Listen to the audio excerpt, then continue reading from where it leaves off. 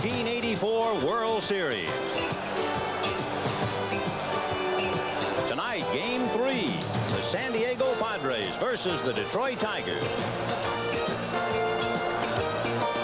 Brought to you by Low & Brow. When you want the taste of a truly great beer, there's really only one. Tonight, let it be Low & Brow. By Gillette, makers of Good News, the world's #1 disposable razor. By ITT, which believes the best ideas are the ideas that help people. And by Ford and your Ford dealer. Have you driven a Ford lately? A fall evening in Michigan and a capacity crowd at Tiger Stadium in Detroit as we await the start of Game 3 of the 1984 World Series.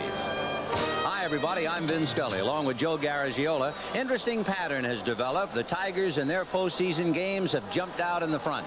And for San Diego, in each of their postseason games, they have been behind. Does it tell you anything about the ball clubs? Well, the obvious it tells you is, like Sparky says, you better get these Padres very, very early because the middle relief is very strong. And as far as the Tigers, it means they come right out of the box in a hurry. They come right at you. Sparky didn't have a chance to use his middlemen during the end of the year very much and didn't get them until the second game of the World Series. But now he's caught up, so both clubs are about ready. And remember that they have not used the goose as far as the Padres are concerned. Which has to be one of the big shocks of the series thus far. Well, that just shows you how strong that middle relief has been. And apparently a bad hop will not figure in the game tonight, but then again, you better not take anything for granted. Anything can happen. I don't care how soft the infield is, although it looks great.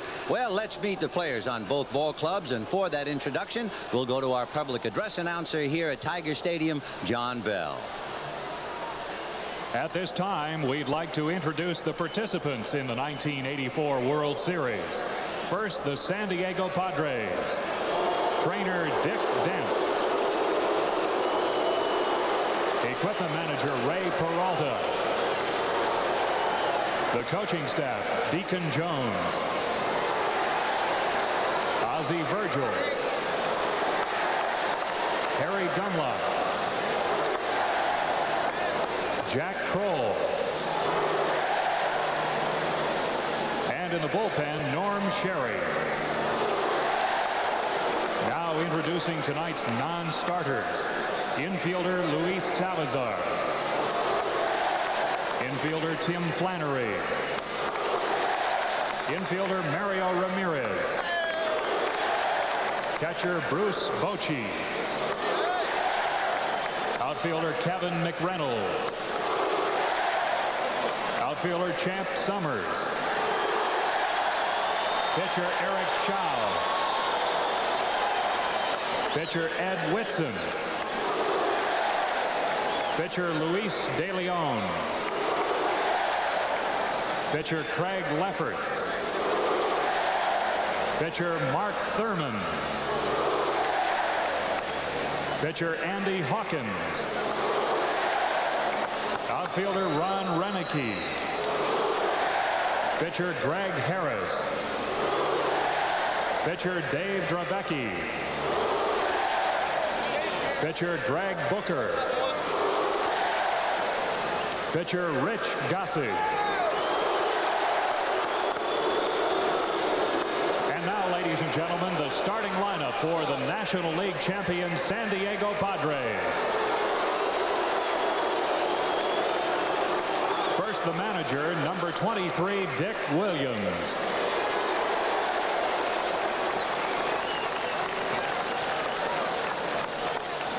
He is only the 4th player in National League history to steal 5 bases in one game. The leadoff batter, playing second base, number 2, Alan Wiggins.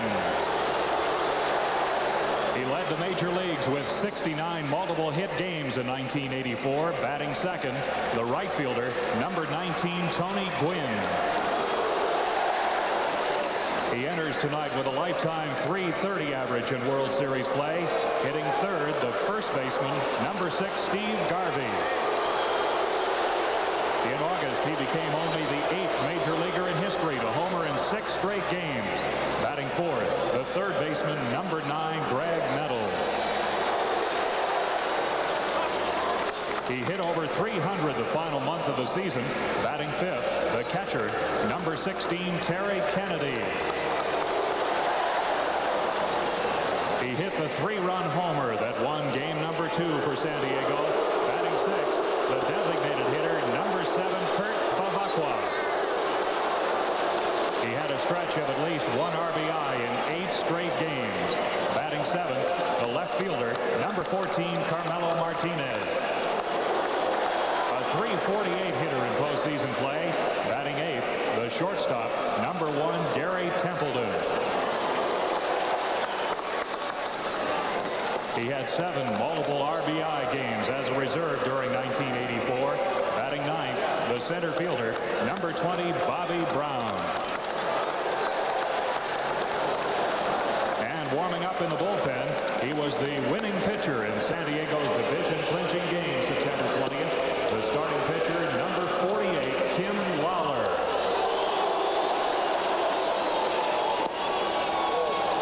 And now the 1984 American League champion Detroit Tigers.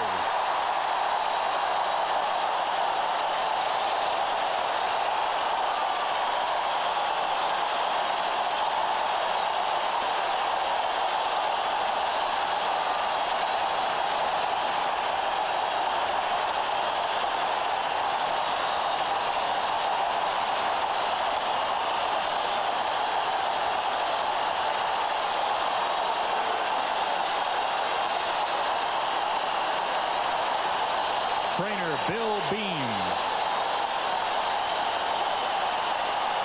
Trainer Pio DeSalvo.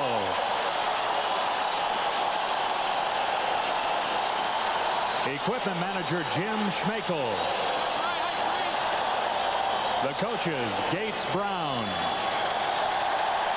Billy Consolo, Alex Gramus, Dick Tracewski. And in the bullpen, Roger Craig. And tonight's non-starters, infielder Doug Baker. Infielder Dave Bergman. Outfielder Rusty Kuntz.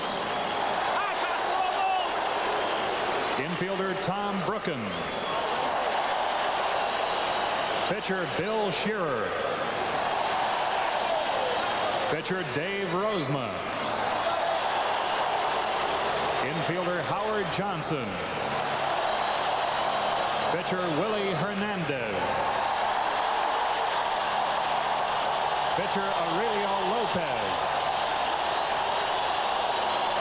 Outfielder John Grubb. Outfielder Rupert Jones.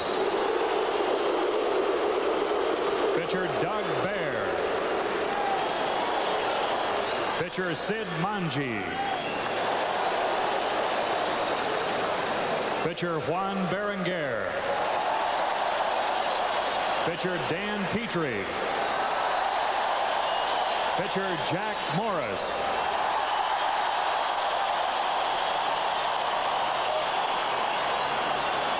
Now, ladies and gentlemen, the starting lineup for the American League champion Detroit Tigers.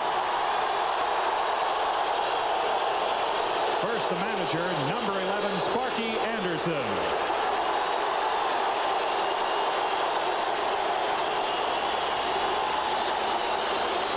He doubled in his first World Series at-bat. The leadoff hitter, playing second base, number 1, Lou Whitaker. He drove in a run in his first World Series at-bat. Batting second, playing shortstop, number 3, Alan Trammell.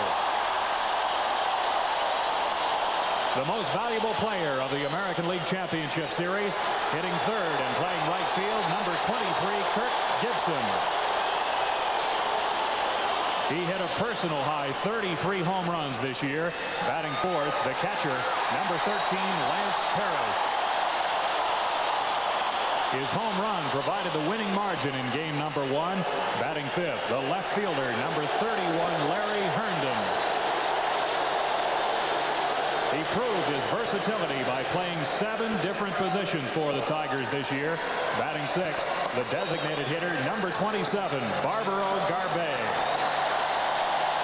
He has averaged 21 home runs in 3 seasons in Detroit. Hitting 7th, the center fielder, number 34, Chet Lemon. He batted 300 in the American League Championship Series this year. Batting 8th, the first baseman, number 41, Darrell Evans. He drove in the winning run in Detroit's pennant-clinching victory. Batting 9th, the third baseman, number 8, Marty Castillo. And warming up in the bullpen, he made his major league debut against these same San Diego Padres in 1970. Tonight's starting pitcher, number 39, Milt Wilcox.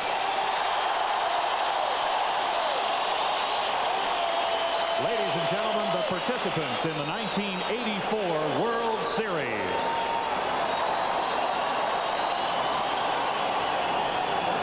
The colors are being presented by a joint U.S.-Canadian Armed Forces color guard. At this time, we ask you to rise to honor America as a Detroit native, member of the Metropolitan Opera Company of New York, and a former minor league pitcher, Mr. Era Berberian, sings our national anthem.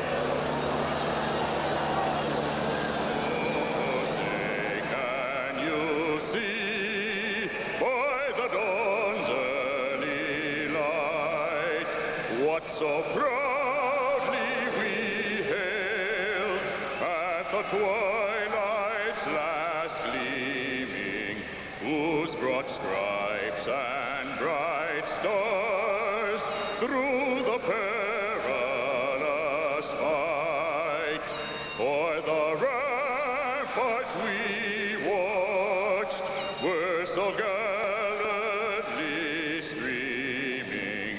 And the rocket's red glare, the bombs bursting in air, gave proof through the night that our flag was still there. Oh, say does that star-spangled banner yet wave for the land of the free and the home of the brave?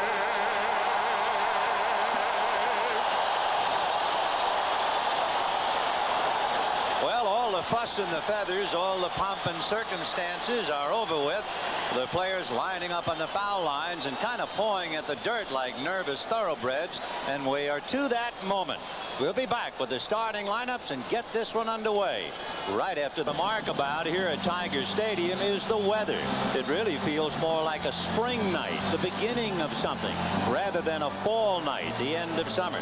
And maybe in a sense we have just begun. Each team having won one as the Tigers take the field, and Milt Wilcox getting things ready on the mound. Joe, what's in your scouting report on Milt? Well, he's got he throws a cut fastball, Vin. He holds a little bit off center. It looks like a slider when it comes up there. He's got 2 good curveballs. I mean by that, he throws a slow curveball, a big breaker, and then he's got one that'll really bite.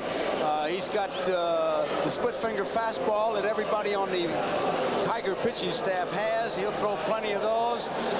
Roger Craig just simply talked him out of his slider. He used to throw a slider, but got him in trouble. He said, forget about it, let's try the split finger. He tried it, and he liked it, and he's a good fielder, probably second on the ball club to Morris. Base running has been so important in the early going in the series, and there was a feeling, I believe, on the San Diego Ball Club that they could run against Wilcox. But more and more, as they studied him, they find out that he has improved his move considerably. Bruce Fremming in shirt sleeves will give you an idea how warm it is, and you have some numbers to back up that. Well, with the 9 attempts, 5 of them were caught. Lance Parrish is really throwing well, and Roger Craig said his move is above average.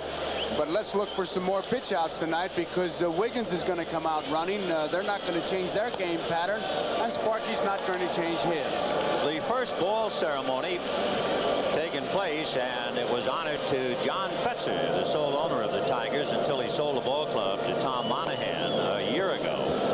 The 83-year-old Mr. Fetzer, a radio pioneer, recognized as one of baseball's true statesmen. There he is right there. So our heartiest congratulations to him, wearing that blue bonnet. Is Happy Chandler, Right. former commissioner, and Commissioner Peter Uberroth in front of him. See that big K for Kentucky. Albert Happy Chandler. He's always good for a laugh. He's a wonder, a Hall of Famer, and rightly so. While we have a moment, we might tell you about Tiger Stadium, which is one of the oldest ballparks. They've been playing baseball on this site since 1900. It was Navin Field and Bennett Park, and it was also Briggs Stadium. And in 1961, officially became Tiger Stadium. It's 340 down the left field line, 365 to left center, but it has the deepest center field, 440. Yankee Stadium is 417 to center field and 430 to left center. So 440 in center, it's an airport. And then it falls back to 325 down the right field line. They will play in once again for Wiggins, and the grass here is no higher than ordinary, and I say that because in talking to their head groundskeeper here, Frank Fenwick, Frank says that it's 1.5 inches high. It's just a little higher in July and August when it's hot, but he said there's nothing abnormal about it, and we're ready to go. And look where Marty Castillo is, trying to put a chokehold on Alan Wiggins. Wiggins has been quoted as saying, "It doesn't bother me. I'll just bunt to the shortstop." And if you have a memory, you might go back to the 1976 World Series when Sparky managed against the Yankees. He did the same thing against Mickey Rivers, and Rivers froze. There's a sign out in left center field. It's distracting Wiggins, and I think that that's what he's complaining about. The one directly behind Lemon, you saw Chet, that white slash out there in left center field. That's the problem, and here we go. 0-1. Pena said it doesn't bother him, but he's thinking about it. He says, I may try to hit one that way to stop all this, and if I do drag it, I'll drag it between the pitcher and first base. Well, that's the guilty sign. 1 ball and no strikes. That's it there. Before '84, Wilcox was notorious for mid-season injuries. He pitched through this year despite a painful shoulder, cortisone shots. He also took DMSO. He owns horses, and it works on horses. He hoped it would work on him, and that's it fair. Over third and down the line. Over to get it is Herndon, and he doesn't come up with it. And into second base goes Alan Wiggins. He said before the game, I'm going to try to slash one by him, so it didn't take him long to do that, and he had 2 base hit on his mind the minute he hit it. So the Tigers are burned. And Herndon tried to backhand the ball in the bullpen and couldn't do it. Watch this. Came right out of the glove. However, with Wiggins' speed, they're giving him a double anyway. Anytime Wiggins gets aboard now, he has scored 75% of the time. So he's in scoring position already as you take another look. Tony Gwynn trying to pick him up with Steve Garvey to follow. Big bounce to Wilcox, a bluff to second and a throw to first. Good play. Not only a good play, great composure when he forced him to really go back. He knew that he was going to take a good look at Wiggins and make sure that he doesn't go to third base. Watch what he does. He's ready to field his position. He says, hey, I'm going to make sure. I'll even fake him back. And he's got an easy out. So a fine play by Milt Wilcox. 1 away. Wiggins holding at second, and the batter is Steve Garvey. Just the start of the ball game. So pull up a chair and stay with us. Game 3. Garvey trying to pick up Wiggins. Ball 1, 1-0. The Padres would appear to be very loose. There's always a running gag between Garvey and Terry Kennedy. Terry Kennedy said Garvey wanted to get a date with Mary Lou Retton, but she wouldn't go out with him because he's too short. So they're always picking on him. 1-1. And the big scene here yesterday when the Padres were working out, Kurt Bavacqua was the last man on the field. When he went to take batting practice, the entire Padre team came to the infield and gave him a wave. Wiggins to third, and a hit-and-run foul ball. Wiggins had a great jump. Garvey trying to drive it and fouled it off to the right. Wiggins, remember, in the low minors stole as many as 120. Usually when you run from second base, you're asking permission from the third base coach with the sign where you say, I think I can steal it. And it also tells the coach that you're about 80% sure, because you certainly don't want to get thrown out because you are in scoring position. Wiggins had, I'm sure, more than an 80% chance to steal it. He had that base stolen. He sure did. 1-2, the count to Steve Garvey. Whitaker trying to bird dog Wiggins at second base. And that takes care of Garvey.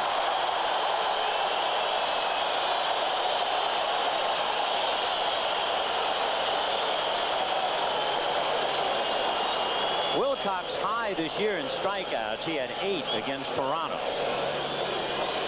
So he can bring it. And here now is Greg Nettles. So Wiggins doubles. Gwynn hits a comebacker. Garvey strikes out. And Nettles trying to pick him up.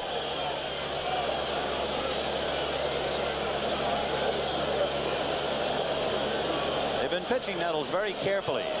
With 20 home runs, it figures, and he's walked 3 times, and there's a short porch here. 4-1. And of course, Greg has come here many, many times. Wearing the pinstripes. Top of the first inning, 2 down. Alan Wiggins opened up with a double, and he's still there.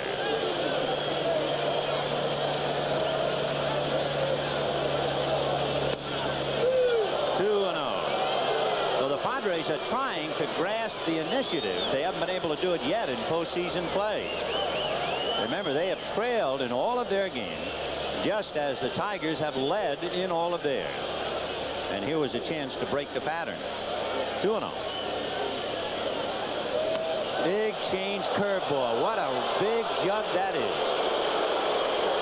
With our center field shots, you'll get a pretty good idea of most of the pitches. When you see Lance Parrish on the outside part of the plate, 9 out of 10 times it'll be the fastball. Inside it'll be that big breaking curveball. You'll see him move. That's a rainbow. Fastball. And he missed with it, so that's the 4th walk that Nettles has received. They're really giving him the silk glove treatment. Yes, they are. The batter is another left-hand hitter as Sparky looks on, Terry Kennedy. Dick Williams hoping to see his ball club get out in front for the first time. That's Deacon Jones sitting in front of him. Young man behind him was Kevin McReynolds, and what a class act. He has not once moaned, and what a terrible break he got. Yeah, you're right. Not being able to play in this series. A change curve outside, ball 1. 2 down, first inning. Wiggins doubled. 2 outs later, Nettles walk. And here's Kennedy. Kennedy picked up those 2 RBIs, you remember, on an extra base hit into the right field corner in San Diego. 1-0.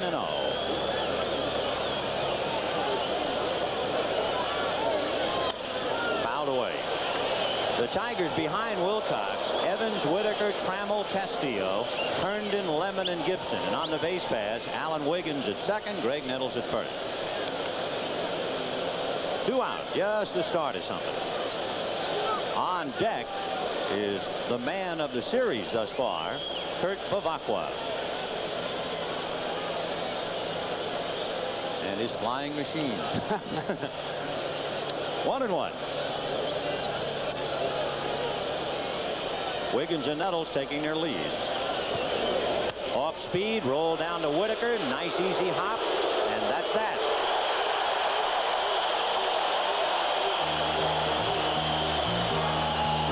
No runs, 1 hit, 2 left, and at the end of half an inning, Padres nothing. Here come the Tigers. Bluff, Missouri, 6'3", 195-pounder. He's had his share of arm troubles, and we'll get into that. But first, let's check Joe's scouting report. He's pretty much a hard thrower, would be the best way to say it, Vin. Fastball or slider, 90% would be one of the 2. An occasional curve. The key to Lawler is his slider. If he loses that and it's not working for him, he becomes a 1-pitch pitcher. And he'll have a high number of pitches made. I mean, 90 in the 7th inning would be nothing for him. And Norm Sherry simply says there's no in between. He's either hittable or he's unhittable. He is averaging 5 walks a game this year, which is pretty high. In fact, only 2 other pitchers in the National League were a little higher, Bruce Bereni and Craig McMurtry of Atlanta. And of course, Lawler must throw strikes. We were talking about his arm troubles. In 1982, he won 10 of his first 12 decisions, and then he had a circulatory problem. He lost the feeling in the index and middle finger of his left hand. He had a bad elbow. He hit the skids, and he's been pitching in a great deal of pain, somewhat like Milt Wilcox. You'd almost be tempted if you were catching to holler out to him, watch the first ball, because at home, Whitaker's known to jump on it, pop one in the seats. You got to be a little careful. And he has led off both games with a hit, and this time first ball swinging, a pop fly to Tony Gwynn. So they get him. By the way, it's pretty tough to get Detroit in the first inning. They have scored in 4 of the last 5 games in the first inning. In fact, putting a stopwatch to the game against Ed Whitson, from Whitson's first pitch, the Tigers scored a run in 1 minute and 55 seconds. I mean, they come out of the chute snarling. Now, here's Trammell. Right. Allen, a great player, and those would be the words of Sparky Anderson. He had 314. He had 14 home runs. He's their hottest hitter in the postseason. 1-1.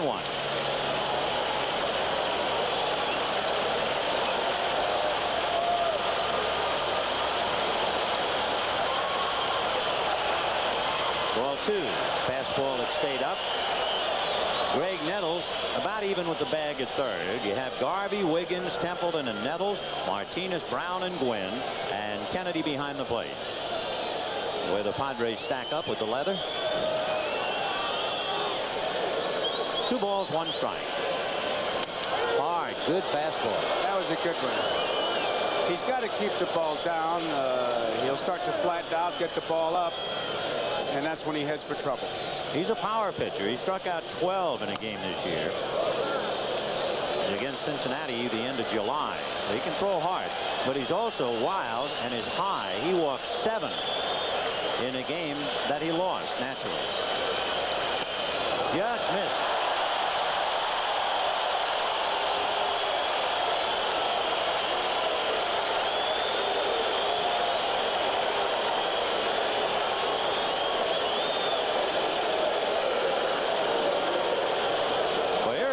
Gibson with Alan Trammell at first, held on by Steve Garvey.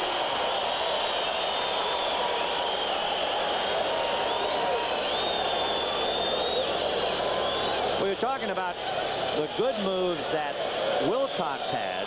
We better check the scouting report on Lawler. He's got a good move. You want some numbers? 19 tried it, 13 got caught. The left-hander at the belt. And he's in there. Gibson 2 for 8.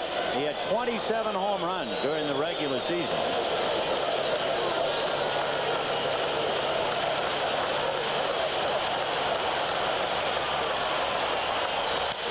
Little number slowly to second base. Wiggins flips to Garvey, and on the play, Trammell takes second base.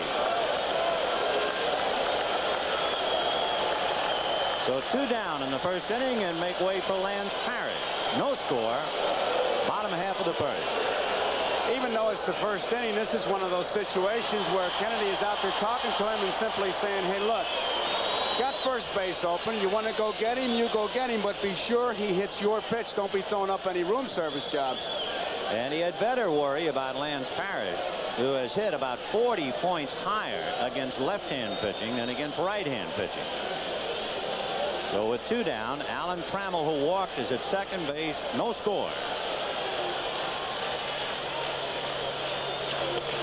0-1. He's going to have to widen his strike zone, I would think, then to be able to hit the ball, because just watching where Kennedy's given the sign, they're not going to give him too much to hit unless it's a mistake. And thinking about the on-deck hitter, it's Larry Herndon. So he's staying down 2-0. Right now, there you see Herndon. Right now, you want to make sure that you don't give him a good ball to hit, because he's going to be cripple shooting right here, picking his pitch, looking for a particular pitch. Parrish hit 30 home runs, 16 against right-handers. So he fattened up on lefties. 2-0. So he's not giving him a thing. Now in this ballpark, wouldn't you think they might let him swing if he likes the location? I'm almost sure he's hitting, and if I were catching right now, I'd make sure it was ball 4. 3-0, the count's to Lance Parrish, who looks like he is most anxious to pull the trigger. Whoa, right down the pipe. That doesn't necessarily mean he wanted to hit it. I mean, he may have been looking for the low inside pitch, or a little bit out, wherever. You not only pick a pitch, you pick a spot. 3-0, you really got the pitcher down. Boy, Sparky really eyeballing it. Here's a 3-1 pitch to Lance Parrish. Another fastball for ball 4.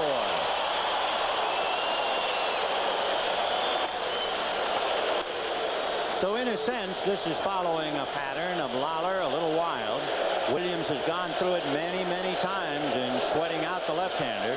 And here's the hero of the first game coming up, Larry Herndon. Here's another one of those watch the first pitch situations, too. Herndon has hit 2 home runs in postseason play, and both against left-handers, Charlie Leibrandt, and then, of course, against Mark Thurmond in the series. So Lawler knows there's a handle with care label here. With Trammell at second, Parrish at first, 2 out in the first inning, no score.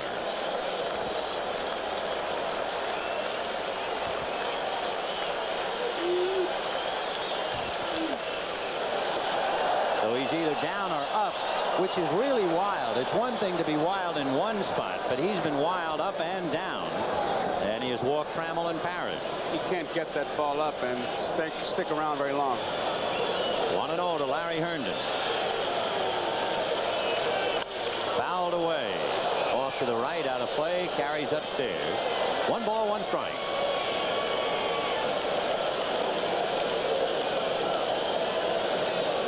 Now he has faced 4 batters. He's facing his 5th. He's not throwing any off-speed pitches at all. Everything's been He hard. doesn't have much, does he? He doesn't have any. No. 1-1 to Larry Herndon. And if Lawler's going to make it, he's have to power his way out of the jam. Fastball. High drive to dead center. Going back is Bobby Brown. He's there because it's an airport. 440 to center field. And the Tigers lead 2. And at the end of an inning, the Padres nothing and the Tigers nothing.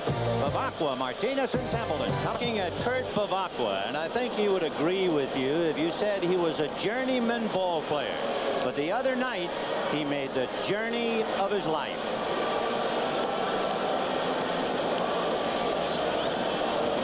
When he got to first, watch what he does at the bag.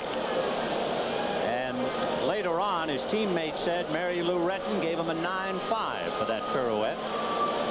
As he gets around third, he will blow a kiss to his wife. Coming up there. There have been other ball players to do that. Gil Hodges did it every single time he hit a home run. That's a lot of kissing. He's got a great sense of humor, Bavacqua. You talked about that sign he had over his locker, and when they asked him about the different ball clubs he played for, he says, my zip code is USA. Well, it's nice. I think in a sense he represents every man who has had so much difficulty hanging on by your nails, and finally, if you hang in there long enough, maybe you get a little gold. Bavacqua is the DH, and of course there was considerable discussion about whether Tim Lawler would be the DH. Lawler has hit 3 home runs this year to Bavacqua's 1. In fact, Bavacqua and Summers together have 2 home runs, and Lawler has 3. Lawler was an All-American DH at the University of Arkansas, but Bavacqua's had the hot hand, and he's playing. Second inning, no score. Right. Of course, one thing, if Lawler was allowed to hit and they batted for him, they would really be in trouble. It would just stop some maneuverability, and of course Dick Williams doesn't want to do that. 0-1 the count. And line, but right at Whitaker. he's got a hot hand. Everything he hits is scorcher. He hit that ball very hard right at him. So Bavacqua hits a BB right at Lou Whitaker, 1 down, and Carmelo Martinez coming up. We pause briefly for station identification. This is the NBC Television Network. After 8 years, authorities have found the body of a suspected murder victim. The story after the World Series. Carmelo Martinez hit .250 during the regular year with 13 home runs. Ball 1. Postseason, he has really been struggling, and he has struck out 8 times in 7 games. He's been chasing a high fastball. It's not a strike. High and in. 1-0. There's that big rainbow curve in the dirt. 2 balls and no strike. What they've been able to do to the youngster is just classic. They've been starting the fastball in the inside corner. He misses it, and they keep moving in, and then throw the breaking ball anywhere away from him. He's feeling the pressure. Deacon Jones was telling me he's getting calls from Puerto Rico, from the mayor, and everybo's calling him tickets and all that. And it's tough. That's really all you need with all the media hype to have all the other stuff. 2-0. Came a little bit by way of third base, did Wilcox. 3-0 the count. See Milt shake his head. I think he really wanted that 2-0 pitch. Martinez followed by Gary Templeton.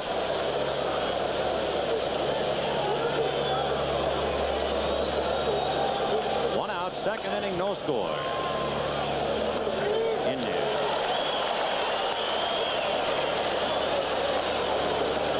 You know, an interesting thing talking about Martinez struggling, we don't have a 100 RBI man in this series.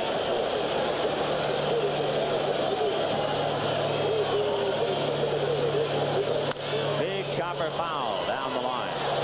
This is the first World Series without a 100 RBI man since, oddly enough, 1968, when the Tigers played the Cardinals. Jim Northrup had 90 RBIs that year, and Mike Shannon had 79. Tigers in repose, at least for the moment. There's Billy Consolo. Later on, we'll tell you kind of an interesting story about Consolo and Sparky Anderson and the Padres.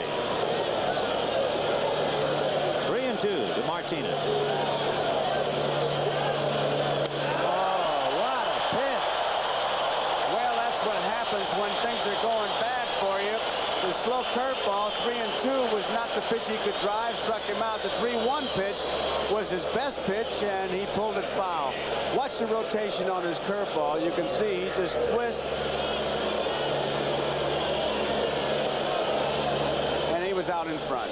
That means he has struck out 9 times already in the World Series. And here is Gary Templeton. Ball 1. Actually, we're talking about the World Series. We should clarify, add it, and make it 9 times in postseason. He is struggling. Templeton hitting .375. He's enjoying the series. 1-1. Looks like Gary is looking for the ball. It's inside, and he's going to give the half of the plate from the middle of the plate out. He'll give it to Wilcox until he's got 2 strikes. Well, he was talking about playing within himself the other night, and he had 3 hits. Ground ball to the hole. Whitaker knocks it down, picks it up, no play.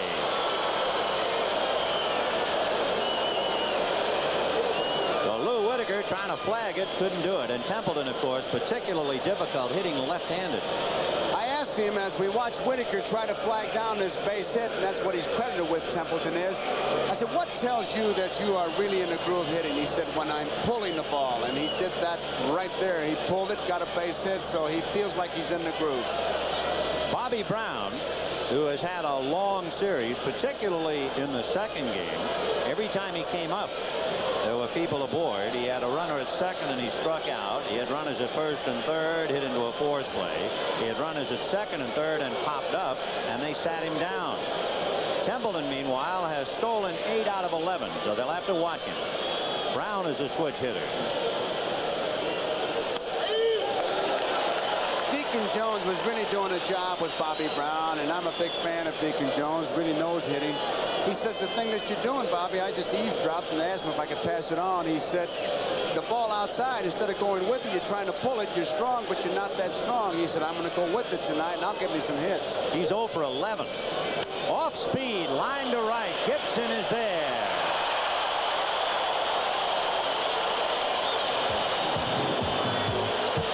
So a couple Roosevelt hit right on the bus. Chicago, a Damon Pythias relationship between Jim Fry and Don Zimmer. They were kids together. There's also a similar story here in Detroit. You're looking at Coach Billy Consolo. Billy Consolo and Sparky Anderson were kids who played together on the sandlots when they were 8 years old. They went to high school together. And would you believe they were on the American League and Championship team that won the championship in 1951. They won it here. In those days, it was called Briggs Stadium. And now they have returned, the manager and his coach, the manager and his buddy, Anderson and Billy Consolo. Sparky took him right out of the barbershop, too. He was cutting hair and brought him back. A great move. Barbaro Garbey, 0 for 4 in the series. He played almost everywhere during the regular year, and he hit .287. Good man to have around. Lawler walked 2 in the first inning, and he is behind now to the leadoff man, 2-0 to Garbey.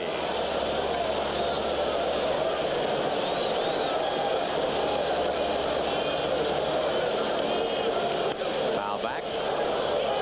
2-1. On deck is Chet Lemon.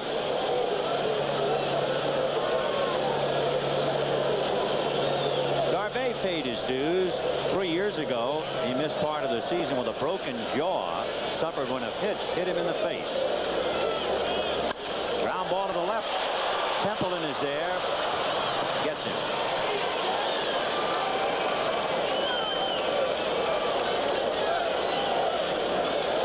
One down, and the batter, Chet Lemon.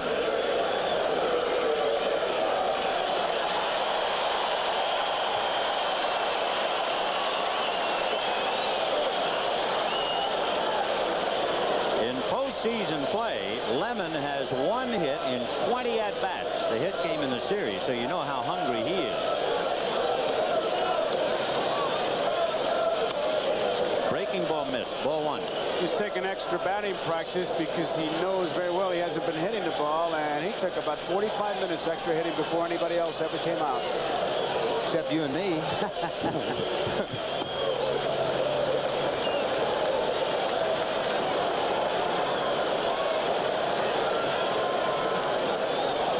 Trying to get something started with 1 out in the second. Fastball fouled away. Well, he's got a better chance against left-hand pitching from the right side. As far as numbers are concerned, 382 against left-handers, 226 against right-handers. Oh. That tells you something. He comes to the park very early against left-handers. Darrell Evans on deck. Second inning, no score. There he is.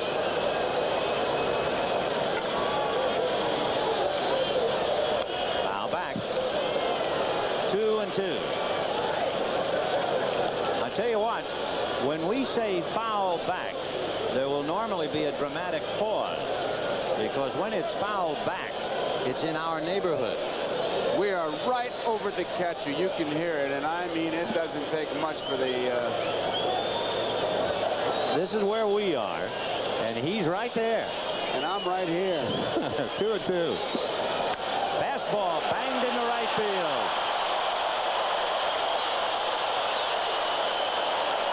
So Lemon gets a base hit against a left-hander, and the batter is Darrell Evans.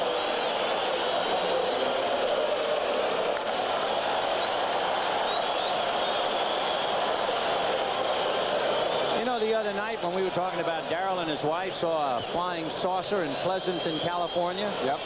Somebody said to me, don't you realize that former coach John Madden lives in Pleasanton? He probably saw Madden. Going out to get the morning paper. To go to the train. That's right. Had a bright shirt on, and there it goes, the group. Darrell Evans, 1 for 7 in the series. He picked up an RBI.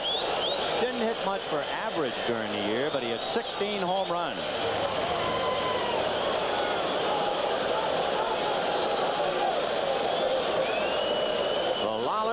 Evans wants to have a good long look at Alex Grammas. They may put a play on, because although he's hit 16 home runs, only 1 of those came off a left-hander, and Lemon has good speed. He didn't run much at all. He was 5 for 10 during the year.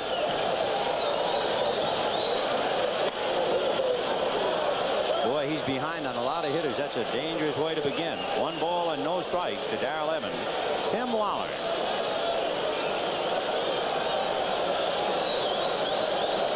The infield swung way around to first. Nettles it almost in the hole at shortstop.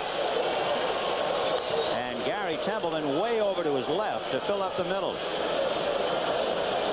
Look where Nettles is. He's almost playing short. He's got a good hole between first and second, though. Look at it. 1-0.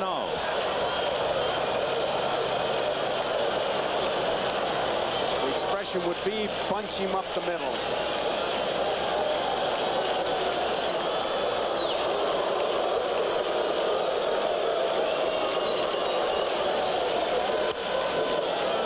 Inside on the hands. Darrell couldn't handle it, and the count 1 ball and 1 strike. Every time I hear that expression, bunch him up the middle, I think of Gus Narhart, the catcher with the Yankees. Great receiver, not much of a hitter. Once again, the scouting report that said bunch him around the mound. So Lawler, as you can see, breaking even with the strike zone. 1 ball, 1 strike. In the dirt to the screen. Lemon to second. Kennedy picks it up, and Lemon will hold. It's a wild pitch. Take a look at it. Right off the left arm. Kennedy was trying to get in front of it. It had to be the fastball because the bounce was one that just came straight back. If it was a breaking ball with the spin, would have come towards Kennedy, but it just went straight off his arm, and now they lose a chance for the double play. Evans is the 8th man he has faced, and he's been behind to 5 of the 8 batters. 2-1. High drive to center, but Bobby Brown is right there. Lemon tagging. Brown for the catch. Lemon to third, and the throw not in time.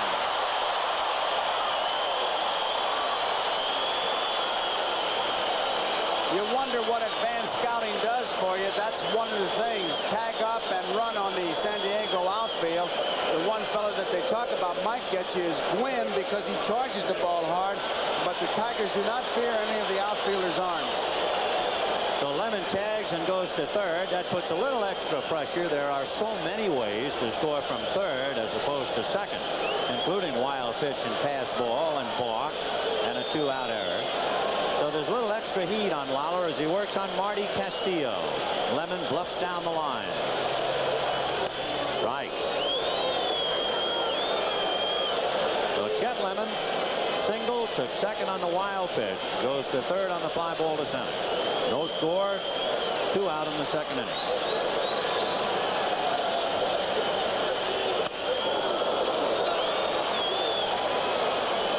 Castillo's only had 2 at-bats. That was in game 1 against Mark Thurman. He hit .234 during the year, and he had 4 home runs. Lemon at third, 2 out. 0-2. High foul off to the right. It does not appear to be playable. It is back in the seats.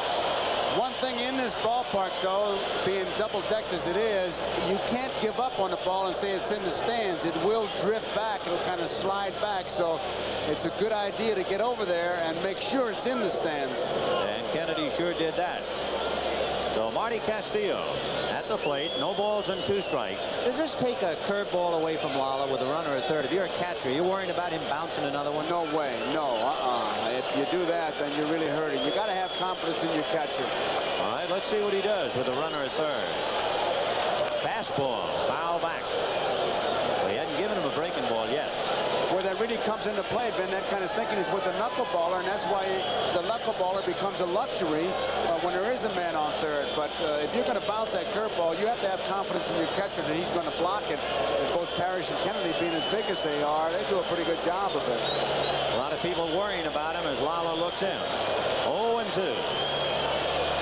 Fastball. 1-2 the count to Marty Castillo. So we're still looking for that breaking ball.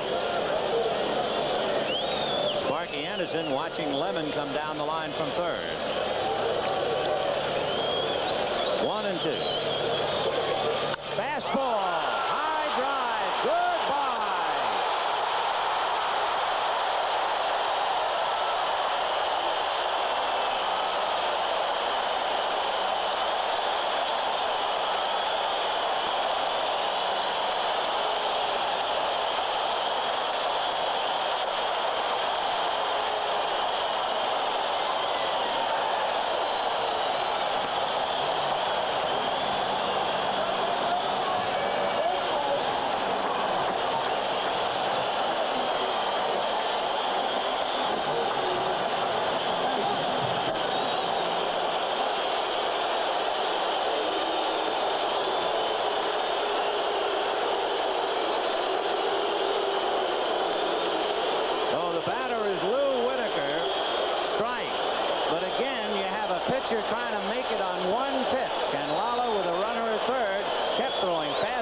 balls, and Castillo hit it out.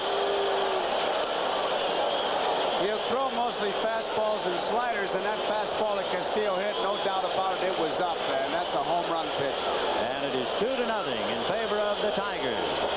Fouled away. And under the heading of unlikely heroes, topping the list is Kurt Bavacqua, and number 2 becomes Marty Castillo.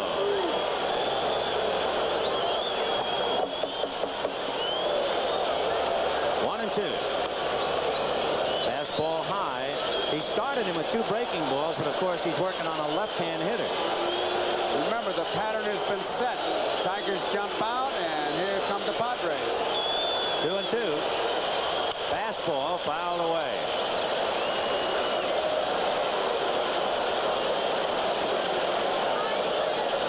Lemon was at third. He's watching it, and he sees it's gone.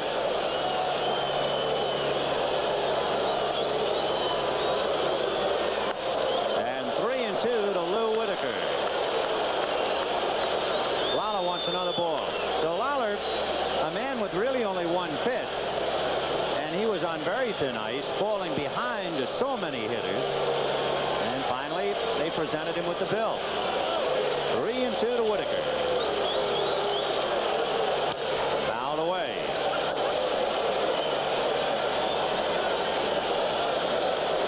When he pitches his normal game, when he's really going good, he has a good hard slider and a good hard fastball. If he doesn't have that slider going for him, he becomes a 1-pitch pitcher, and he's in trouble. 3 and 2. And he's made 27 pitches in this inning. And he has walked his 3rd man. And Williams now, I think, will dispatch a message down towards the bullpen, although there's no one throwing yet. Well, he's got that middle relief, which has been so strong, but it's ironic the starter has to be knocked out before the middle relief comes in. I'm kidding about it. The starting pitchers of the Padres have given starting a bad name to the extent that hold them to 3 runs until we bring in the middle relief. Gordon Eads of the Los Angeles Times led off his story saying the San Diego Padres should have their starting pitchers throw out the ceremonial first ball and nothing more. And here is Alan Trammell. Line drive down the left field line. Whitaker is on his way to third, and the ball doesn't come back to Martinez. Whitaker to the plate. Templeton's throw. It gets away from Kennedy. Holding at second is Trammell, backed up by Lawler.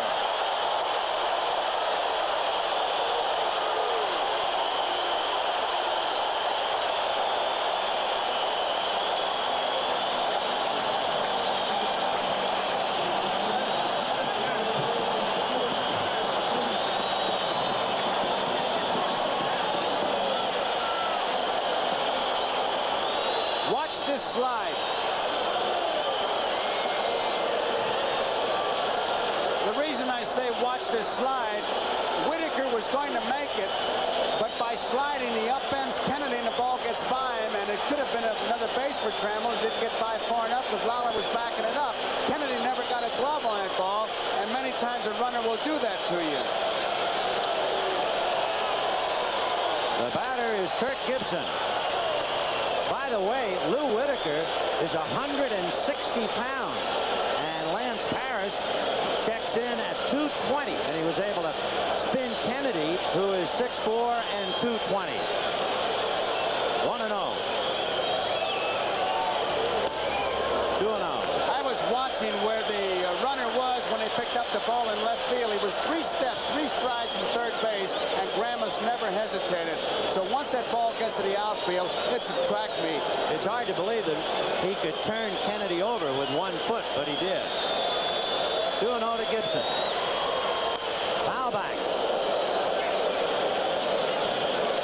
Watch him hook Kennedy, and I think this is one of the reasons, Ben, that he's able to upend him. Kennedy is trying to block it. Now he'll hook his shin guard right here, the left leg, and upend him as Kennedy reaches.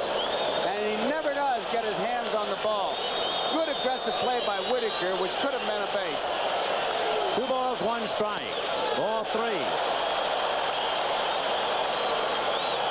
We told you that Dick Williams was going to have to send a message down to the bullpen, and it is answered Greg Booker gets up.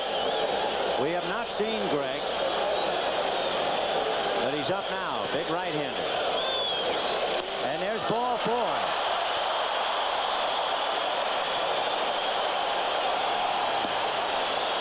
And here comes Norm Sherry as you look at Greg Booker. Sherry's going to just merely try to settle him down and buy some time for Booker. Booker hasn't really pitched that much. He's got a good arm. He needs the pitch. He'll sink the fastball or sail it, and that's his best pitch. You see him throw on the sidelines, you're impressed. But Sherry wants this big guy to settle down, and he's trying to buy some time. The base on balls, as always, no defense against that.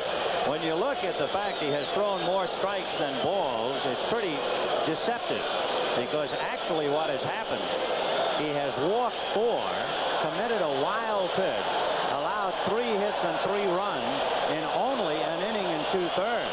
And he can really get killed now with Lance Parrish. Remember, when we talked about him, it's the fastball and the slider. He'll throw an occasional off-speed pitch, but it's usually hard stuff, and that slider has to be biting as we look at Booker, the big kid who just hasn't pitched that much. And all you can think back to is the fact that Lawler was trying to do it on one engine. He had Castillo 0-2, kept throwing fastballs, and he was taken out. Change. There's the change. That's the first one. And you throw high change of paces, and you start to look at the classified section. Well, he has just put on his reading glasses. 1 ball and no strikes to Lance Parrish. Larry Herndon on deck. 3-0 Detroit in the 2nd inning. And he missed with the fastball. Ben, you majored in interference and obstruction. I'm not that good in math, but in the year of an election, if you projected how many pitches he'd make over 9 innings, it'd be 252 pitches. Nice going. How do you like those bananas? Terrific. 2-0. Fouled away. Parochial school, too, baby. Huh? Don't look at me. I'm one. Okay. All right.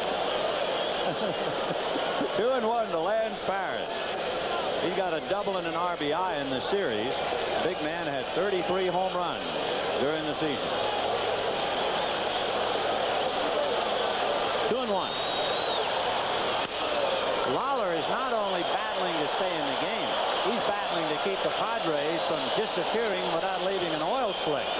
3-1, 2-0, and they get to shoot those cripples. Bill Maher, one of the great managers I played for, said it's like checking gas tanks with a match. Well, he's right on the edge of the explosion. 3-1 to Parrish. Ground ball smothered by Nettles. The bases are loaded. And that's it. Here comes Dick Williams.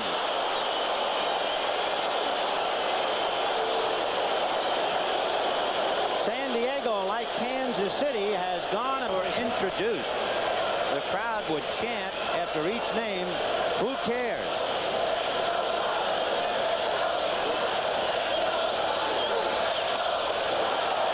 Two and two.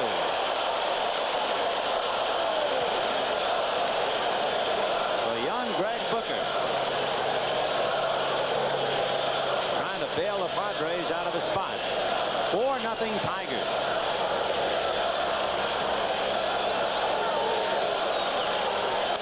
Now back. And of course, you can't walk away from this inning without thinking 2 out. Lemon at third. 0-2 the count on Marty Castillo. And Lawler tried to punch him out with fastballs, and as the modern day ball player calls it, Castillo just lit him up. Lemon on deck. Hit to center. Brown. And the Tigers get 4 and lead 3 and chase Lawler. At the end of 2, 4-0 Detroit. We'll be right back after these messages from your local station. Jumped on starting pitcher Tim Lawler for 4 runs. He's charged with all 4, so Milt Wilcox going to work leaning on a 4-0 cushion. You know, it's interesting, Wilcox pitching for Sparky Anderson. You go back through the pages to the 1970 World Series. The Reds took a 4-0 lead. Wilcox was a relief pitcher for Jim McLaughlin. 'Laughlin, and the Baltimore Orioles got off the deck. 2-2. The young Greg Booker, trying to bail the Padres out of the spot. 4-0 Tigers. So we'll see how Milt goes tonight. A 17-game winner. Born in Honolulu. Grew up in Crooked Oak, Oklahoma. Is in there Broken Bow? All I know is it's outside of Oklahoma City. Here's Alan Wiggins. Opened up the game with a double, and they left him, and that was a rather ominous start for the Padres. Castillo looking bunt as always. Strike. But I think that tells you what they have to do now. You have to take a strike. They got to get base runners, and you fall 4 runs behind, and you lose a lot of your weapons. No balls, 1 strike. 1-1. I would think psychologically for the Padres, even if they only scored 1, it would give them a lift, because they have never just been blown out of the game. They were down 3-0 for only half an inning. They were down 1-0 and took a 2-1 lead. 2-1. And if they're going to make any move at all, this is the kid who usually gets them going. You may have noticed that Wilcox broke towards the first base side of the mound. The Tigers would like to take away both alleys if Wiggins is going to try to beat out a bunt. 2 balls and 1 strike. And he lines it to center, sinking for a base hit. So Alan Wiggins is 2 for 2, a double and a single. The Padres can remember Game 5 against the Cubs. They were down 3-0 against the premier pitcher Rick Sutcliffe, and they scrambled and beat him. We'll see. Tony Gwynn hit that comebacker to Wilcox, freezing Wiggins at second base in the first inning. That was a good play. Hit the first pitch. Gwynn led the league, hitting .351. Castillo plays him short. Now that's interesting. 4-run lead, and Roger Craig signaled for a throw to first base. And look at Lance Parrish. They're playing like it's a 1-0, nothing ball game. He's looking for a pitch outside. And with a left-hand hitter at the plate, they still want Evans on the bag, leading by 4. 1-0 the count. Let's see if Parrish takes a look at the bench. Yep, he just did. 1 ball, no strikes. Breaking ball in there.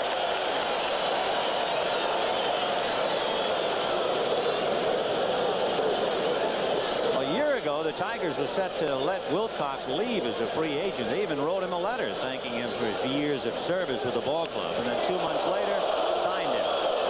And he's making the most of it and almost got Wiggins. It's a good quick move. Wiggins went into the back door easily. 1-1. The American League just did not run against Milt Wilcox. He picked off 2, and only 9 men tried to steal, as you pointed out earlier. So he has really improved his move. And that's good base running on the part of Wiggins. I mean, he's taken a big enough lead to make it close. And again, that's telling him, hey, that 4 runs you got, not enough, pal. 1-1. And Wiggins goes, and the ball is hit into right center for a base hit. Wiggins will keep on going, and Gibson wisely throws it into Trammell. And the Padres come battling back. And Wiggins had stopped at second base and just kept on going once he saw that ball drop. I really don't know why he stopped, but he made it to third easily.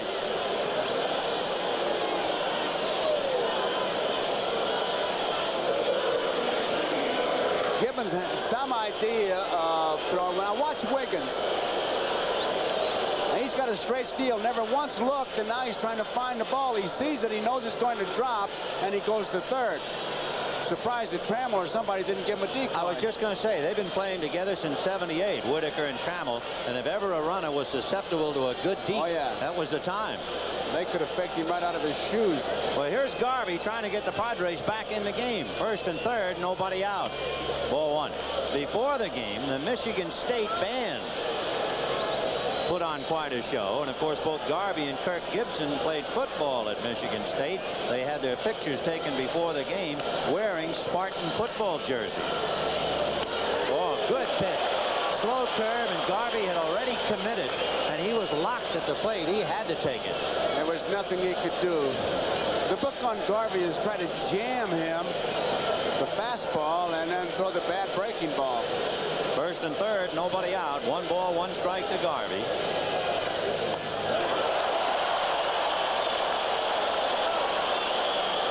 At first, Tony Gwynn.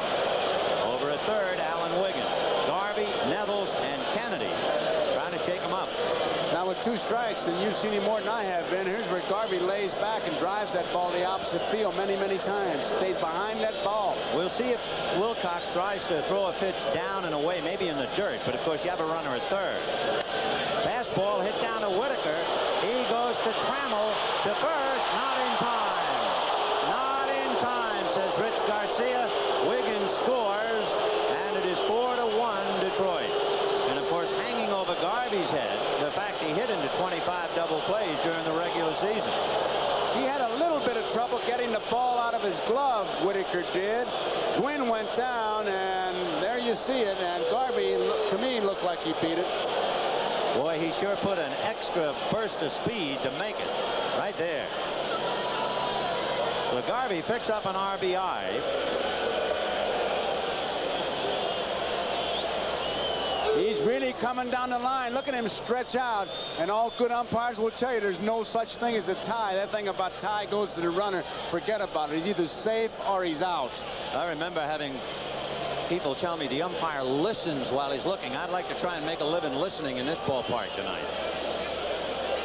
Trying to hear the ball get into the glove while you're looking at the feet. Nettles walked in the first inning. They pitched him very carefully. Ball 1. And on deck, Terry Kennedy. The Tigers 4 runs, 4 hits. The Padres 1 run, 4 hits. And as we mentioned, it was very important, I feel, for the Padres to score in this inning, and they've done it. 2-0. It's both sides of the coin. The Tigers, this is the one inning you want to shut them down and say, we've got control of you now. But when a ball club answers, be it 1 or 2 runs, even though you don't take that lead, you are telling the opposition something. 2-0. 3-0. You remember when Gwynn was at the plate and they were leading by 4, Evans was on the bag holding Wiggins. Now that they've given up a run, they're not looking for Garvey to run, and they have the left-hand hitting Nettles, so Evans is off the bag. And they may just turn him loose, too. And 3-0 to Gregg. He had a quick look down at Ozzie Virgil. And that short porch in right field. Right. Might have been a ball he felt he just couldn't pull. Couldn't pull it. And that's good hitting. Experience in a clutch situation keeps you from that anxious moment where you just chase anything. 3-1 to Gregg. Popped it in the air, foul behind the plate. Harris coming back.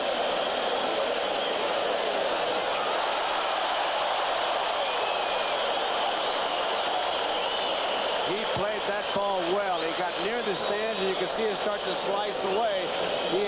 I was looking right down at him, and he had that thing. He had a beat on it right away. So the Padres had their best men, Garvey and Nettles, in a sweet spot.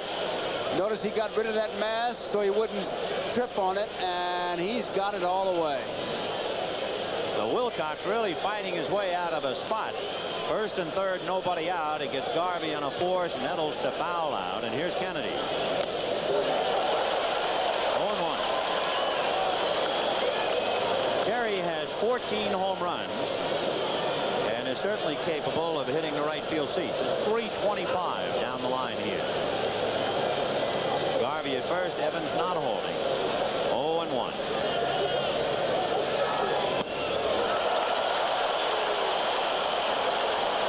Wilcox throwing nice and easy.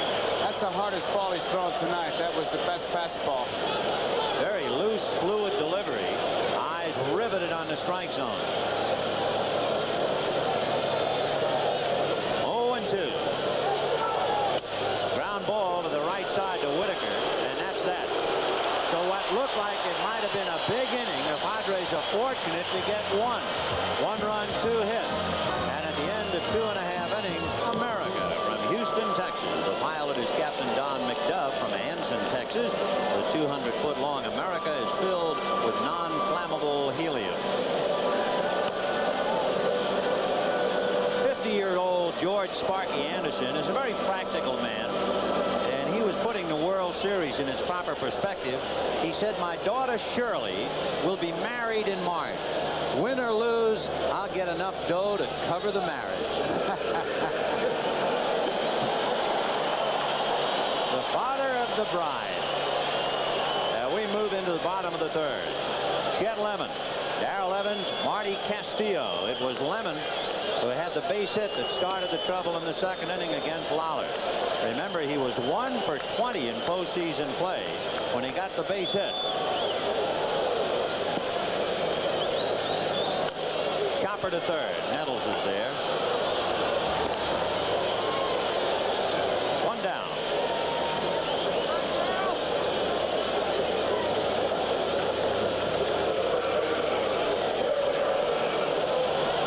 Darrell Evans, the batter, fly to center in the second inning. It was deep enough to move Lemon, who was at second on the wild pitch, to third. And 0-2, and Castillo hit it out, and that was the beginning. It's 4-1 Detroit, bottom of the third. Right. They really expect Evans to pull that ball. Nettles is way wide of third. Look at that. Yep.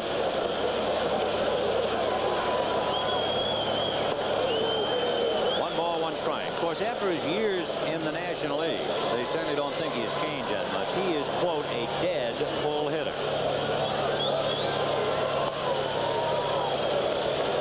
Usually when you walk into a ballpark, you pick one field, and it's usually center field, for an outfield where you want your outs. And in this ballpark, we've already had a couple of them.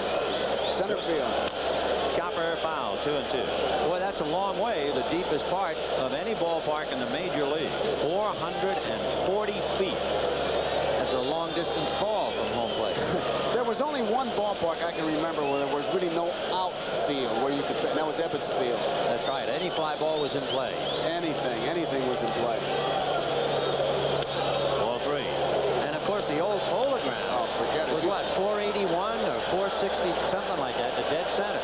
Long distance car. That's about a $9 cab ride from home plate. 3-2 to Darrell Evans. Ball four. For those of you who might have missed it, and for those of you who would just plain like to see it again, here's Marty Castillo's home run.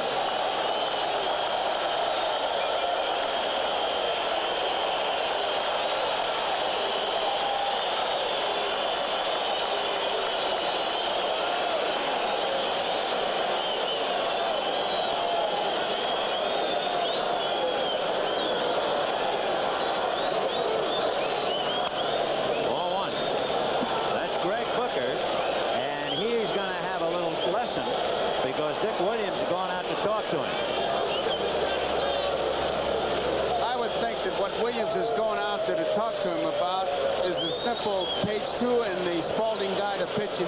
Don't nibble, pal. We're behind a little bit, 4-1. You got to throw some strikes. Just rear back with your good stuff and throw some strikes. You can't be hitting the corners.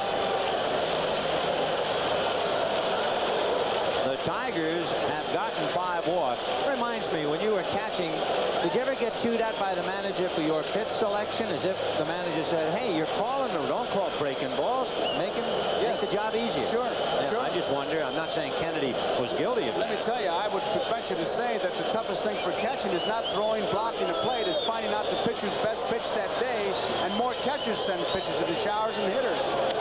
Right. The other night when Whitson was knocked out, it's an old gag, but it occurred again. Somebody said to Kennedy what was wrong with him, and said, "I didn't have a chance to catch enough pitches to know." 1-1 to Castillo. 4-1 Detroit. In the third, Evans goes a number in front of the plate. Booker to Garvey. So on the play, Evans to second base, and with 2 out, Lou Whitaker coming up. Sparky trying to stay away from that double play, and he does. The ball's in the outside part of the plate. You see Castillo get the bat on it, and Booker, he's got a little tough play here. It's not that easy because you got to throw it away from the runner. And you can see Garvey really stretching to keep that foot on the bag. So Castillo protects the runner, gets him over, and with 2 down, Lou Whitaker coming up.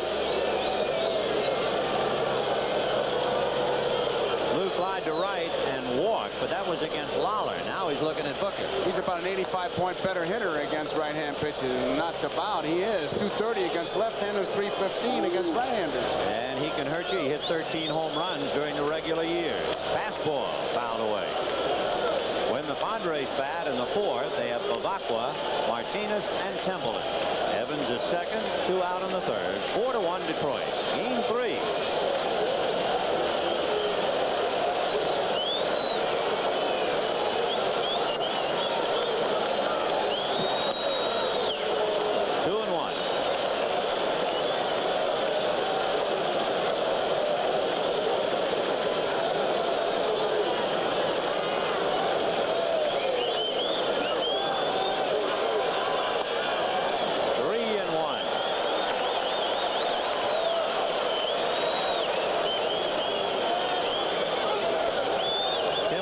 Started when an inning and 2/3, and Greg Booker had to come in with the bases loaded and walked in a run. And he walks another. That's a half a dozen walks given to Tiger hitters.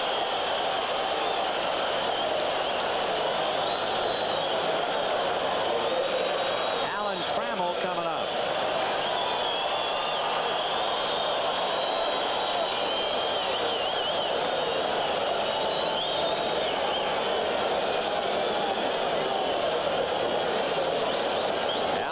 Walked and doubled. 1 for 1. Ball 1.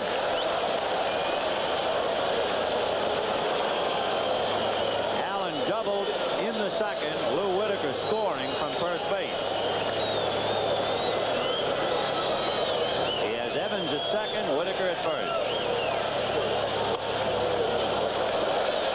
2-0.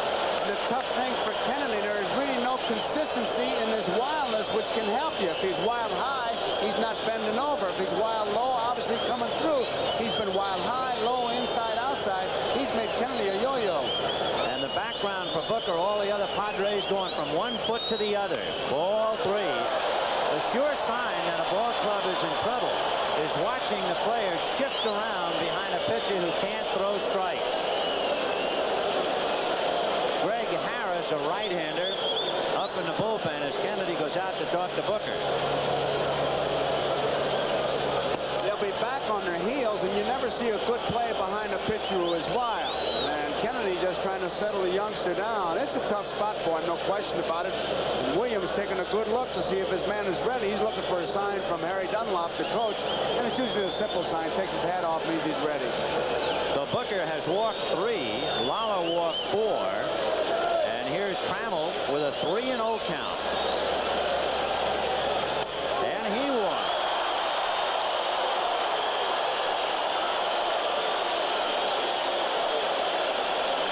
Eight walks given up by San Diego pitcher Ocho.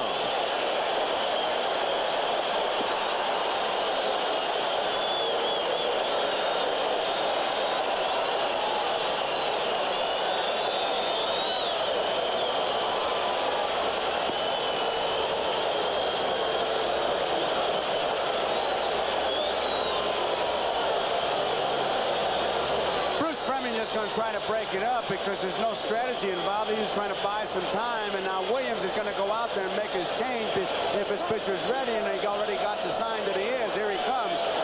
Many times when I was playing, the manager would say to me, just go out there, and when the umpire would start out, I'd say to the pitcher, let me know when he's coming, because I'm not out here except to tell you that you're out of this game.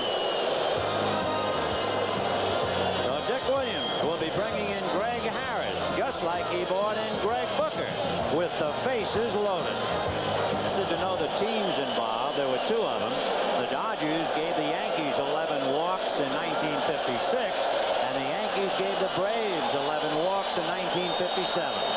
Harris Gibs has a good breaking ball, and he's got a legitimate curve. I mean by that is that one as a kid you used to call a drop. It's an overhand curveball. He throws a fastball and a slider.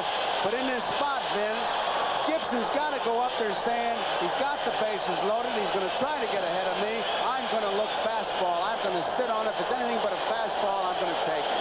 Well, he was originally signed with the Mets, went to the Reds in the George Forster deal. The end of last year, the Expos claimed him. Then he was on the Expos opening day roster. They went to the minors, and the Padres got him, and look where he is now.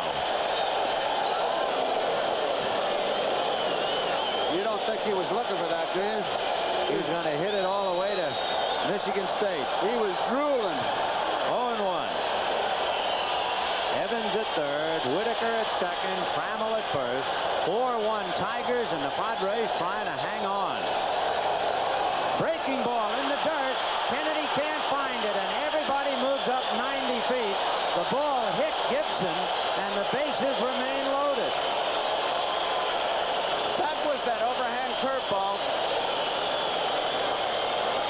Now the big curve hits Gibson on the, I believe, on the foot. Watch it. Right there. If you're going to get hit, that's a pretty good spot. And I mean, the base on balls to hit batsmen, they got to run, and no official time at bat. So the run is charged to Booker. It is 5-1 Tigers. They are one swing away from devouring San Diego. Gibson picks up an RBI, and here is Lance Parrish. Slider missed, ball one. Whitaker is at third, Trammell at second, Gibson at first. So 8 walks and a hit batsman. 2-0. Here we go into the minefield again.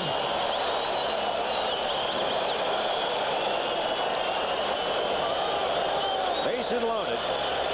2 out. Tigers trying to blow it wide open now. 4-3.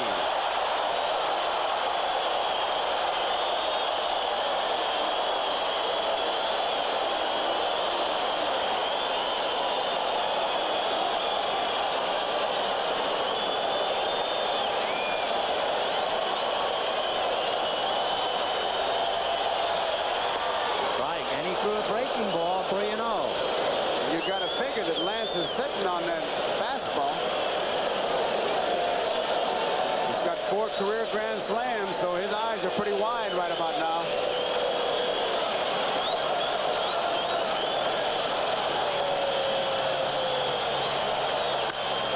Line into left center field, and Bobby Brown has it. So the Tigers wind up with 1 and leave 3 without getting a base hit. It is 5-1 Detroit. At the Detroit Tigers are from running away with the game, and they have a comfortable lead anyway, 5-1. They have stranded 8 runners in 3 innings. Twice they have left the bases loaded, and in the first inning they left 2. It could easily be 10-1. So the Padres are fortunate to still be in the game. Kurt Bavacqua, Carmelo Martinez, and Gary Templeton.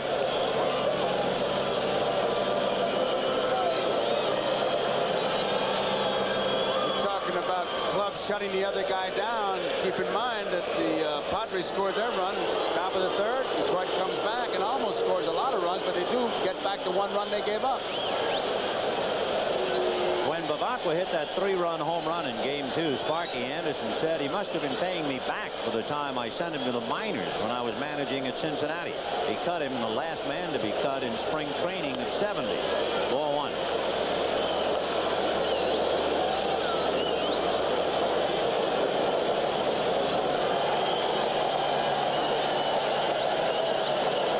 Lined out to Whitaker. Bouncer foul. 1-1. Marty Castillo hit the 2-run home run. So in a sense, there's the connection. Bavacqua, a veritable unknown to the country, fouling to Castillo, who now joins him in the celebrity court. 1 ball, 1 strike.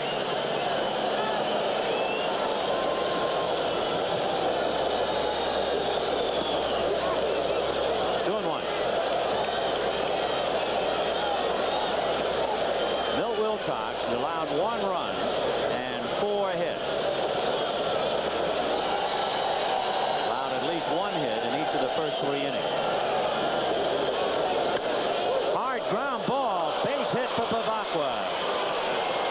You saw that ball kangaroo, but Whitaker would not have been able to get to it anyway. Bavacqua hit that ball hard the first time right at Whitaker. This time he hits it past him. You can see Whitaker dive, but to no avail. Well, that's 5 hits off Wilcox. And Carmelo Martinez, who has been struggling just to make contact. 0 for 1 tonight, 0 for 8 in the series, and in postseason play, striking out a lot.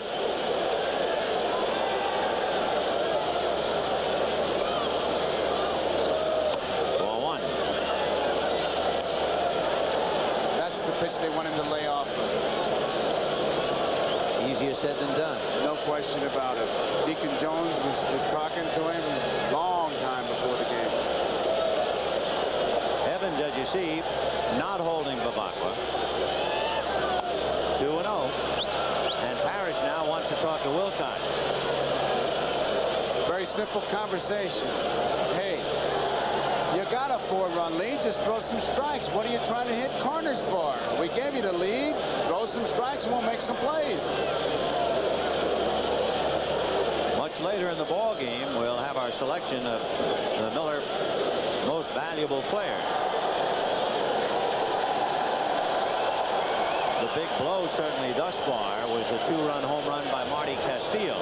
But we have a lot of baseball left. We're in the top of the 4th. Tigers 5, Padres 1. Nobody out. Bavacqua at first. 2 balls and no strikes to Carmelo Martinez. In there. Wilcox keeps swinging his arms back. Not that he's practicing his breaststroke. It looks like he's having a little trouble getting loose. I think it's a habit, man. Watched him in that championship series. Fouled away. I'll tell you one thing. You look out on the field, and he's not wearing the long-sleeved undershirt. Just about everybody else is. And I guess he's one of those fellows who feels it binds him and bothers him. So he's bare-armed. Most of the others are like Darrell Evans. He got Martinez the last time on the slow curve. Let's see what he does. Little spinner. Got him.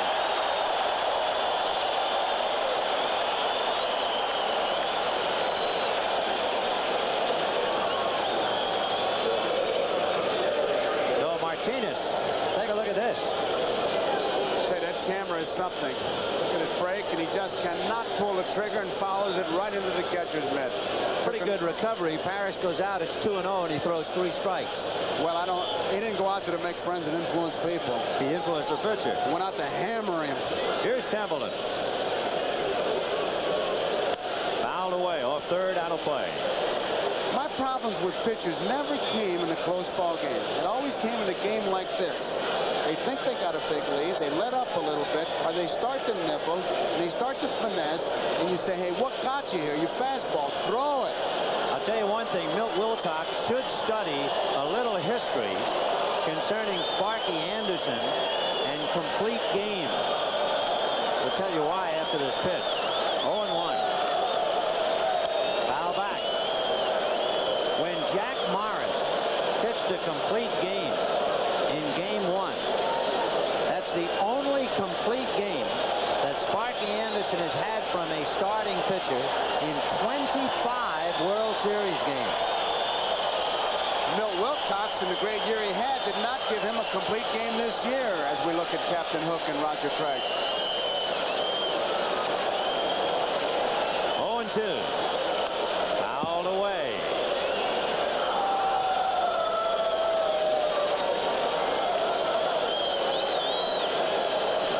Bavacqua at first, 1 out, 4th inning. Tigers 5, Padres 1. And Evans back of him, as you see.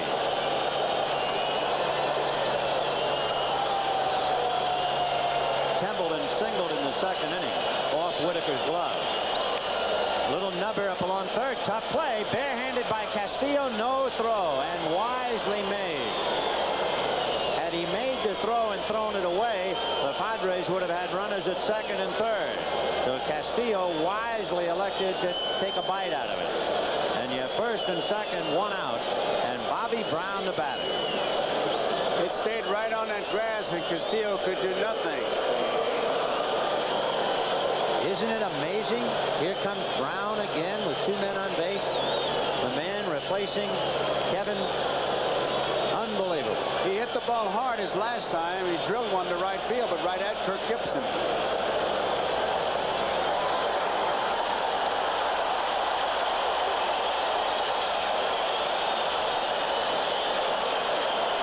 You have Templeton at first, Bavacqua at second, and a wave in the stand. And it's a big wave.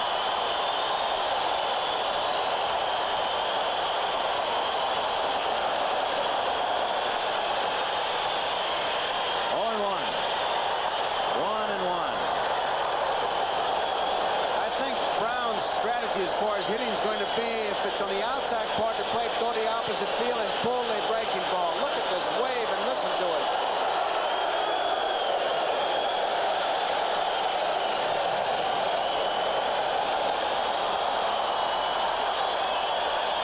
One ball, one strike to Bobby Brown. Pop foul out of play. In seeing that wave, this is an appropriate little piece of poetry.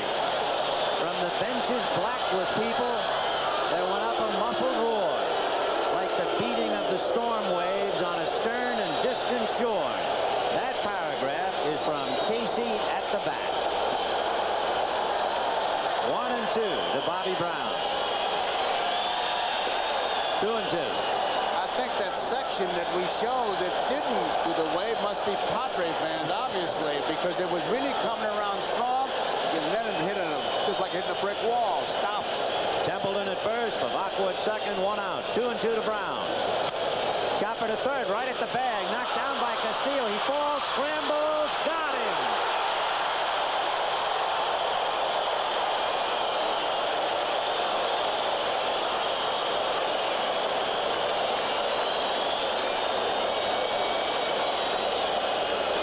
Brown not trying to pull the ball, almost had himself a base hit, but Castillo really dogged that ball and just barely got him. And you know, when you remember the pregame show about Bavacqua saying that he had hurt himself, and Ossie Virgil said, "Are you all right?" And he said, "Don't tell the manager, but I hurt myself."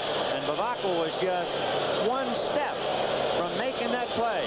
He looks like he's running well. Does the half gainer, he's going to avoid the tag, but Castillo, all he had to do is touch the base. And once again, Bavacqua comes up short. So 2 on and 2 out. And the batter is Alan Wiggins with a double and a single. 5-1 Tigers, top of the 4th. Slow curve, first strike. And go back to what you said before on the ball hit by Templeton. If Castillo throws it away, there's second and third, no force. Could be a big inning. And how? Foul ball. Well, we're talking about Sparky and the fact that his pitchers just don't give him a complete game. Bill Scher, the left-hander, is throwing in the bullpen. So this one sure isn't written in stone. Not yet. And Sparky knows it.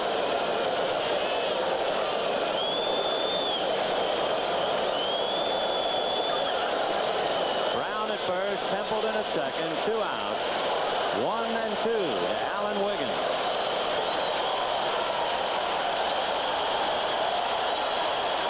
Boy, is it getting noisy at Tiger Stadium. And they're also doing kind of things like rotating their hands, waving their arms in unison. It is really something here. It's Halloween. It almost looks like the ballpark is shimmering. And you can see it's tough to keep the camera steady.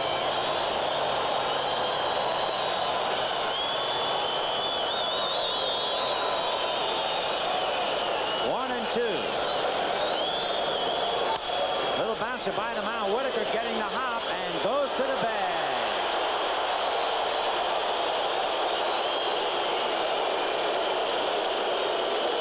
And so the Padres come up as short as Bavacqua did at third base. And at the end of 3 1/2, Tigers 5, Padres 1. How close the Tigers were to breaking the game wide.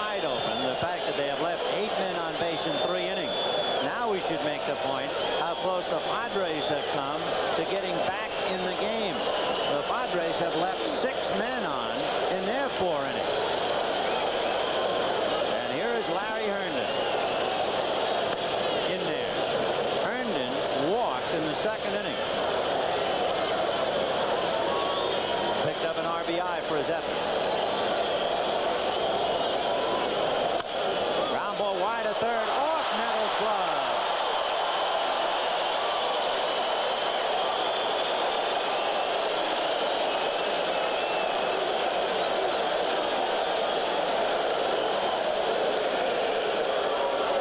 You'll see it just like Nettles saw it. I'll tell you one thing, he's 40 years old, and from now on the print's going to get a little smaller, the steps are going to get a little steeper, and he's not going to make the play he used to make.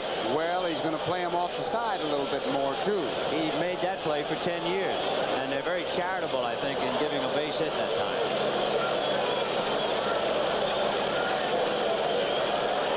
And the batter, Barbaro Garbe, with Herndon at first. Garbe is grounded to short, fly to center. Isn't it awful when you pick up the paper and you start playing the trombone, trying to get it in focus? How about the telephone directory? That's awful. Well, Greg, welcome to the club. Herndon can run when they let him go. He stole him 6 out of 8. Greg Harris, the 3rd San Diego pitcher. Lawler, Booker, and now Harris. And it's 5-1 Tigers. Both Booker and Harris had to come in with the bases loaded.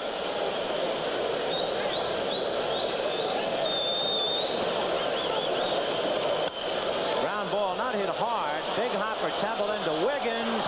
The first not in time. Wiggins almost cheated on that play at second base. And Paul Runge really watched him because Wiggins, in a hurry to make his play, was almost beyond the bag on Templeton's throw. Ball wasn't hit that hard, kind of off the handle. Look at Wiggins. He may have just been in the neighborhood. That was the old neighborhood play right there. Paul Runge was bearing down on it, but he was in the neighborhood. Yeah. There's the play by Templeton, and yeah. All right, Allen, you got away with it. He's learning fast, isn't he? This is his first year at second base. And here's Chet Lemon. Ball 1. The best cheater, and I use the word advisedly, I ever saw at first base was Gil Hodges. Yeah. There's nobody like that. He'd be off the bag, handing the ball to the pitcher. 1 ball and no strikes to Chet Lemon, who singled and grounded out. 1 for 2. Came home on Castillo's home run. But he was such a nice guy. He would never do that. No, it was up to the umpire to call it. He was so big, too. He only wore a glove because the other guys did. 1 ball and no strikes. Drive foul, out of play. Yeah, Hodges' glove was about as handy as Michael Jackson's. The one he left home. Right.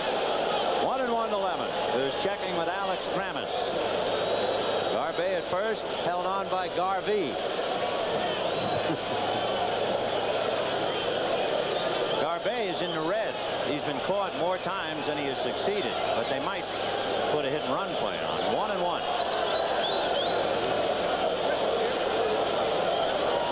Early in the 4th, it is 5-1 Detroit, and there has been an awful lot of shaking going on.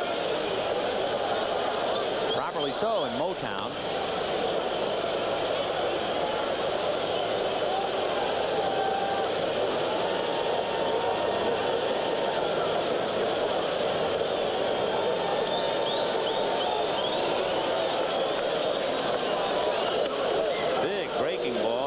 With it.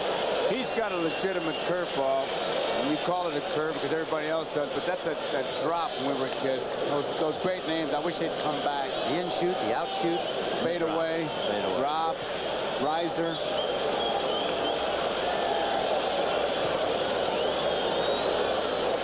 2-1, and they're going to keep an eye on Garbe, thinking there might be a play in the works.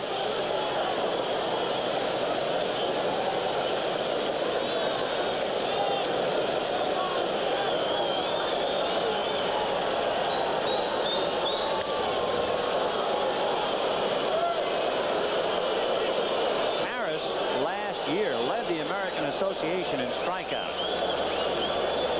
So he can get the job done, although he's not well known. 2-1 to Lemon. Good breaking ball. Lemon didn't think it caught the corner, but Bruce Fleming did. He's got a fastball, a slider. That would look like the slider, but that big breaking ball that he's got is a curveball to drop. Norm Sherry, his pitching coach, refers to it as a legitimate curve. Well, that slider really complements it. Here's the legitimate curve that he threw before. Look at the rotation on that ball. I'll tell you, that new camera is really something. 2-2. I'm sure we'll see it on plays in football, for instance, when a receiver did he or did he not catch the ball. Did the ball hit the ground? You probably tell with that. Oh, easy. Breaking ball fouled away right into the Tigers' den.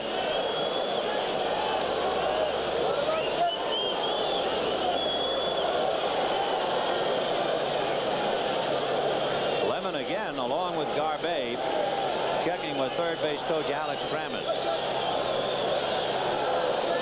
The Candy Kid, they called him when he first came up to the big leagues. He's about to pitch another game over to first base. I think he's convinced there's a play in the works. 2-2. We'll watch Garbe. Nope. Foul ball. He's not really making a good move over there either. I mean, some of the times he's throwing like a change of pace over there, and other times he's throwing hard, but it's not a good quick move. It's almost as if he's saying, I know you're there, and I'll just let you know that I know. I really don't know if he has a better move, if that's just a commercial or not.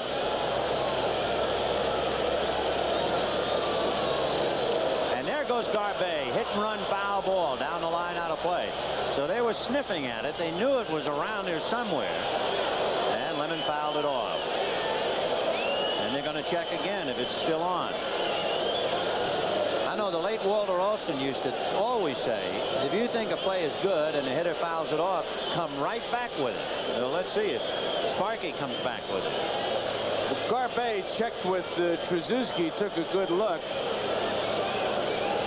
He's got the catcher in the box, 2-2. He's not about to pitch out. If he does, he better have that sign locked. It's 5-1 Detroit, bottom of the fourth inning, 1 out. And we'll see if they have Garbe going 2-2. Nope. Foul ball. So they put it on, they took it off. Now why, if you try and follow Sparky's thinking, the count was the same, the situation basically the same. Now you have shown it once.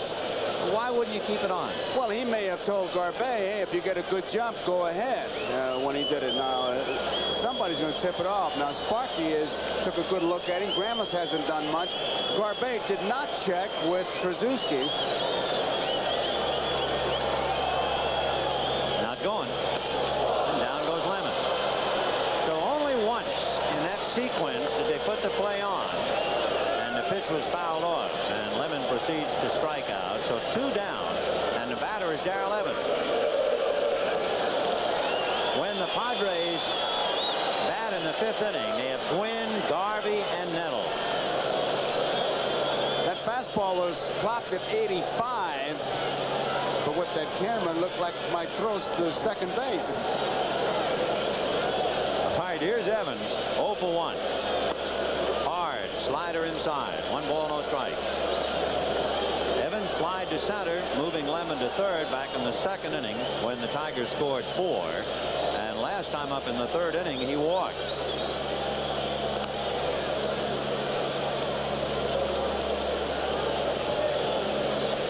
With 8 walks and a hit batter, almost everyone in the Tiger lineup has gotten a free ticket somewhere in the first 4 innings. 2-0. Whitaker and Trammell have each walked twice. Gibson has walked and was hit by a pitch. Parrish walked. Herndon walked. Evans walked. So only Garbe and Lemon and Castillo. 2 balls, no strike. Slow breaking ball in there. 2-1. It's quite a pitch, 2 balls and no strikes. Let up on his curveball, but got it in there. This has been a long inning, and you wonder whether that will contribute to any difficulties for Milt Wilcox or not in the 5th. Little foul off to the left. No play. Hard to believe, as Darrell Evans is at the plate, that 11 years ago he was part of the only threesome in Major League history to hit 40 or more home runs. The illustrious names Henry Aaron, Davy Johnson, and Darrell Evans. And there's Milt Wilcox keeping that right arm warm on a very comfortable evening here in Detroit. And it looks like Wilcox has put on the undershirt. If that picture, that's right, I think so. 2-2 to Evans. 3-2.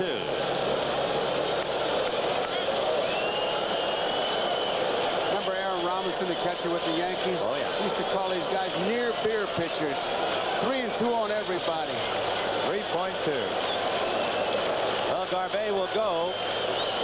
And there's ball 4. So we're getting close. That's the 9th walk. And remember, the record is 11.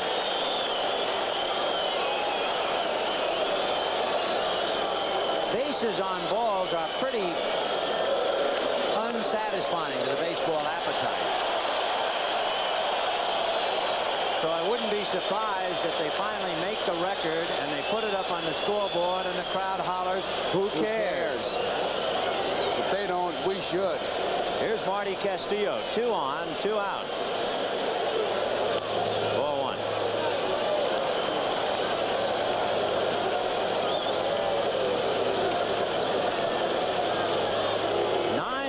And a hit batter.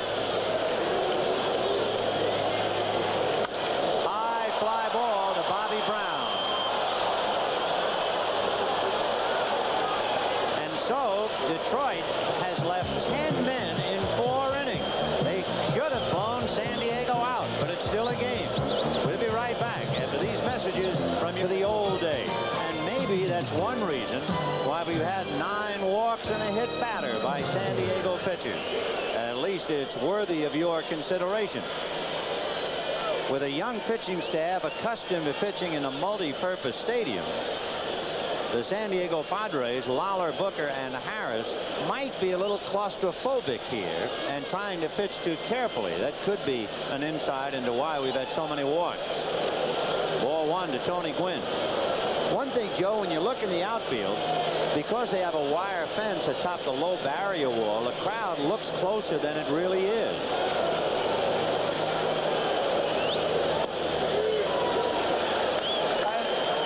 There's the fence we're talking about, and you do feel like the fences are closer, the crowd closer, and the sound here, like it really should carry and does carry. 1-1. Fouled off. For instance, the 370 feet away in left center in San Diego looks very far. It's 365 here, and it looks like about 340. And in right center, it is 370, the same distance as San Diego. But here, you feel like the people are right on top of you. At least it's a thought. We lay it out. You don't like it? Deep 6. 2-2. Interesting, anytime a pitcher gets 2 strikes on Tony Gwynn, because he's the toughest to strike out in the big league. Look at that. Now let's see what Wilcox can do.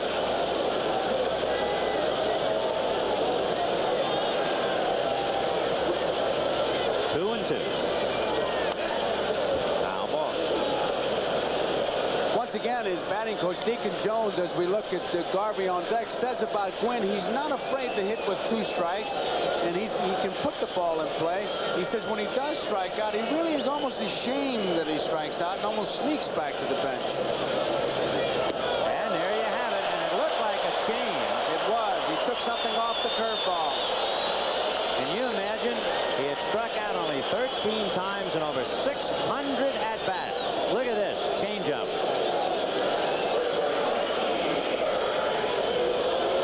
There you see the rotation. Remember, that on the split-fingered fastball, it's a tumbling effect, and you just saw a 72-mile-an-hour curveball. And here's Steve Garvey, struck out, hit into a force play.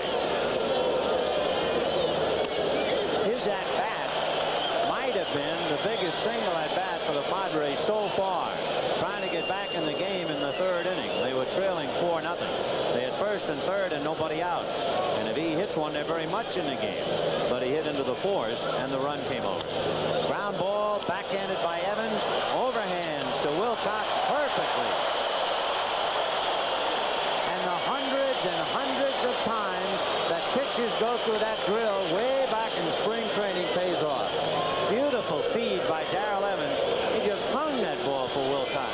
Led him perfectly. He showed him the ball all the way, and Wilcox, many times you'll see a runner go parallel to the line and turn to the infield, or if he's got the time, which Wilcox did here, he just caught the ball and kept right on going into foul territory to avoid the collision. Fine play. And here is Greg Nettles. Walked in the first inning and fouled out in the third. It's 5-1 Detroit, top of the fifth. 1-0.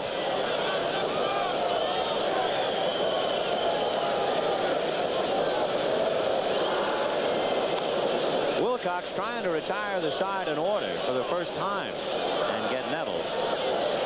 Leading 5-1 in the fifth. Milt, as you see, wearing the dark undershirt now as it has gotten a little cooler here in Detroit. Big change curve. 2-0.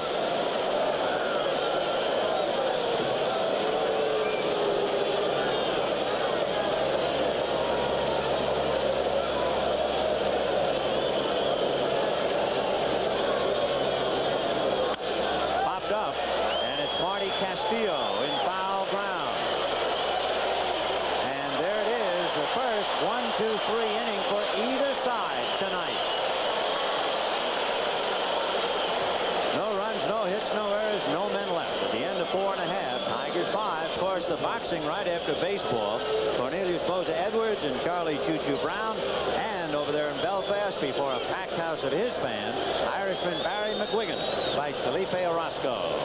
Big day tomorrow right here on NBC.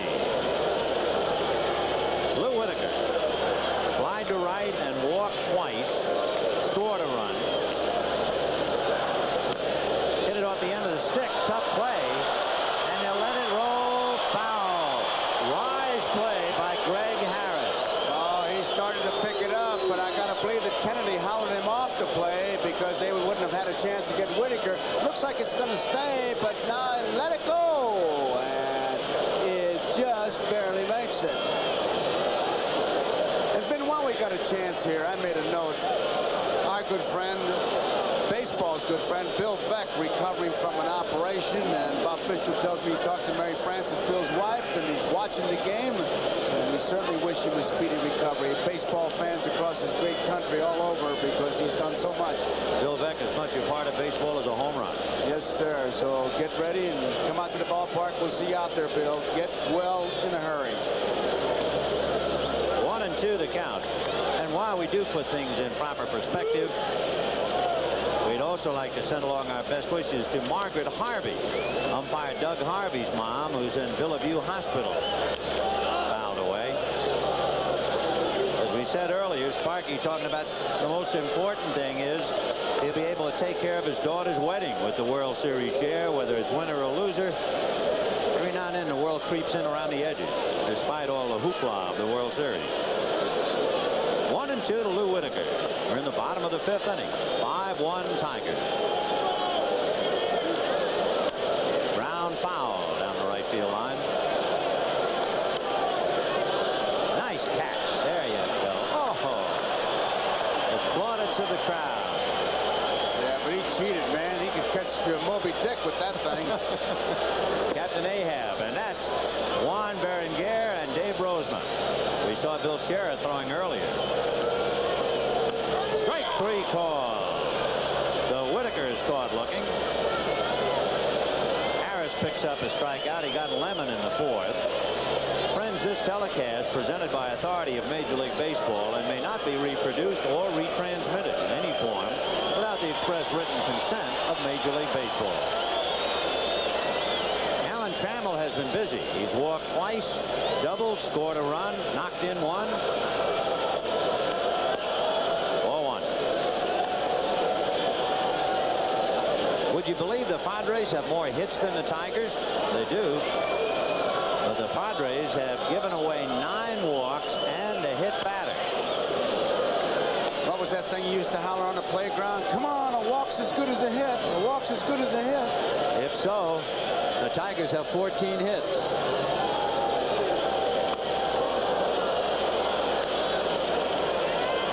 Get an idea watching Harris now, especially with the good breaking balls, why he led the American Association in strikeouts. 1-2. Kennedy, Bavacqua, and Martinez coming up in the 6th inning for San Diego. 2-2. The Tigers got 4 in the 2nd.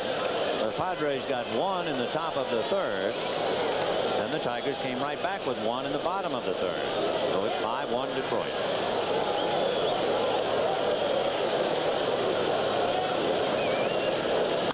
Breaking ball, Looper, and Wiggins makes the play. That's the second one that he has simply outran. He outruns the ball. He catches that ball with that great speed of his. You can see the ball. Watch it hit off the end of the bat. It's a curve ball. He kind of chalks it up. He cues it. And Wiggins, he just simply outruns it. So the converted outfielder using all of those skills along with that great speed. And the batter is Kirk Gibson. Grounded out, walked, hit by a pitch. Ball 1.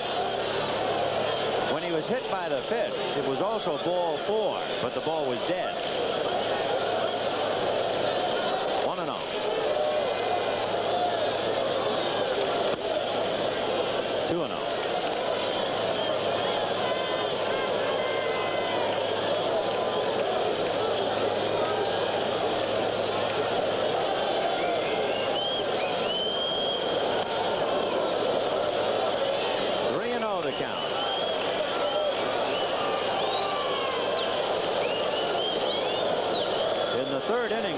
Scored their run. They got their run without a base hit. 3 walks, and then Gibson hit by the pitch.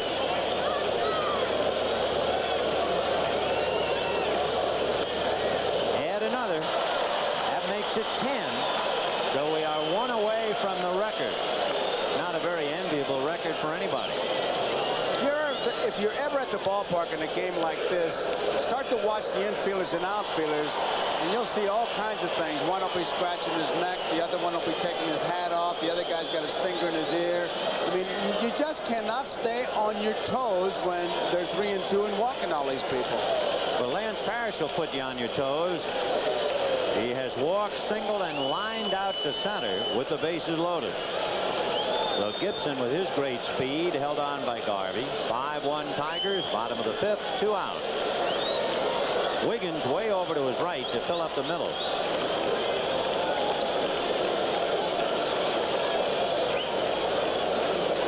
The outfield just about straight away. Maybe Brown 2 steps off the line in center. Ball 1. Gibson has stolen 29. There's Nettles now. Now he's just kind of walking around, move in, move out.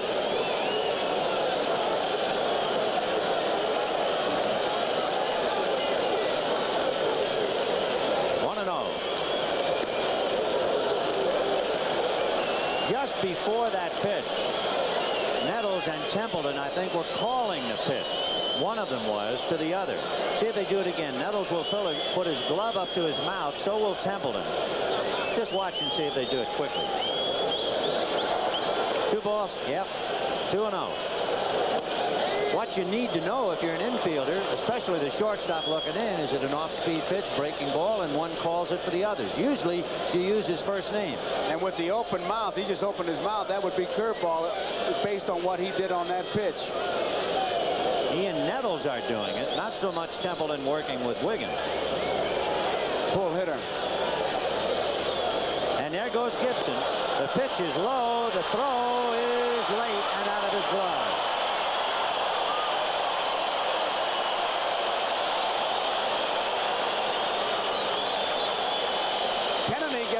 ball in good shape, not especially good ball to handle. He had something on it, and it just pops right out of the glove.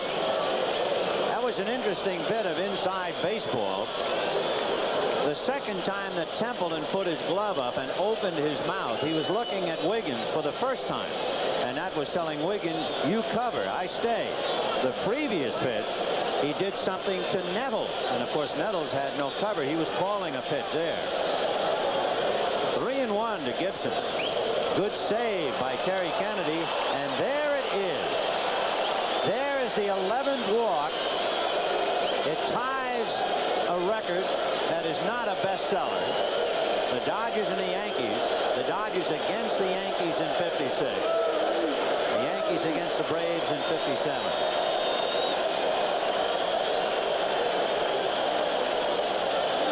All right, Larry Herndon. Fly to center, walk, and a single. 1 for 2.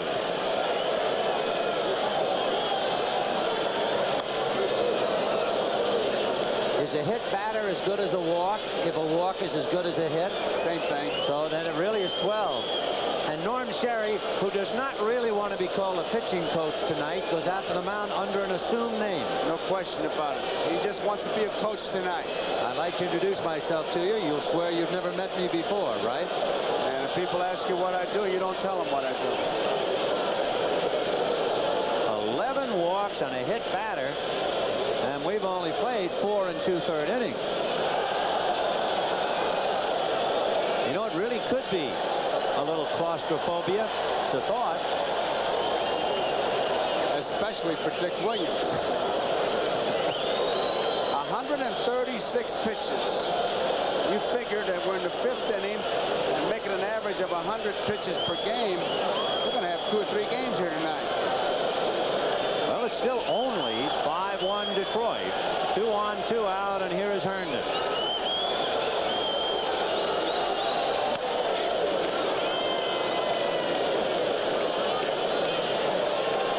You have Parrish at first, Gibson at second. And more play between Templeton and Nettles. Chopper foul by less than a foot. Couple of inches.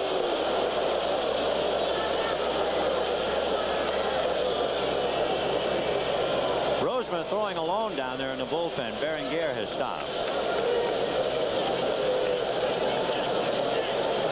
1-2 the count to Larry Herndon.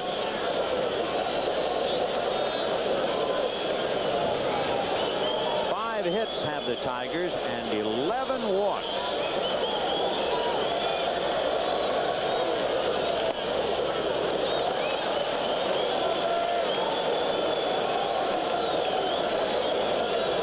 Remember, the Tigers have already left 10 men in 4 innings. The lost battalion.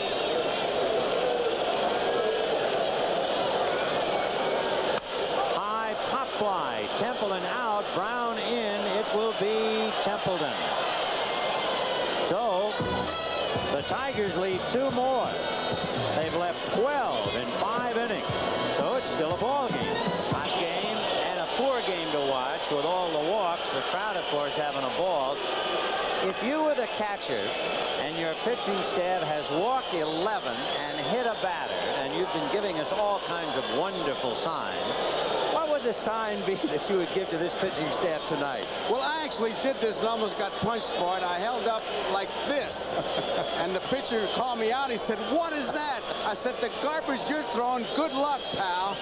Well, so far they're getting away with it when you think about it. It's still very much a game. It's 5-1 in favor of the Tigers, who have squandered numerous opportunities. They left 2 in the first. The bases loaded in the second and third, 2 in the fourth and 2 in the fifth to leave 12. The Padres have left 6. They've had a chance to get back in the game.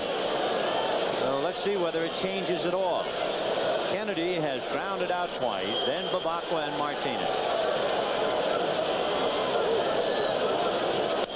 Ground ball foul. 0-1. And with Kennedy up there, it would be a good time to say that he's caught most of those pitches. I mean, all these base on balls, so I don't think he's going to go to the dance tonight. We can't count on him. And he caught a lot, you know, during the regular year. Terry Kennedy was literally a workhorse. Well, one of the things he said if that little short guy at first base would get out there once in a while, I could play there and he could catch standing up. He's always on Garvey. 1-1 to count. 5 runs, 5 hits for Detroit. 1 run, 6 hits for the Padres. Big change outside. 2-1.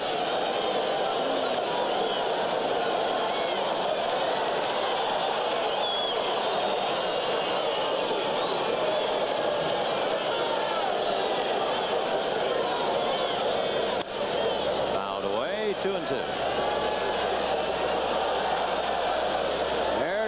Terry Kennedy with his dad, Bob Kennedy, who has done everything in baseball except own a club. He's been a player, a manager, a general manager, player personnel, now assistant to Al Rosen in Houston. Boy, what a thrill he must have had watching his son double in a couple of runs in a World Series game. Fouled away.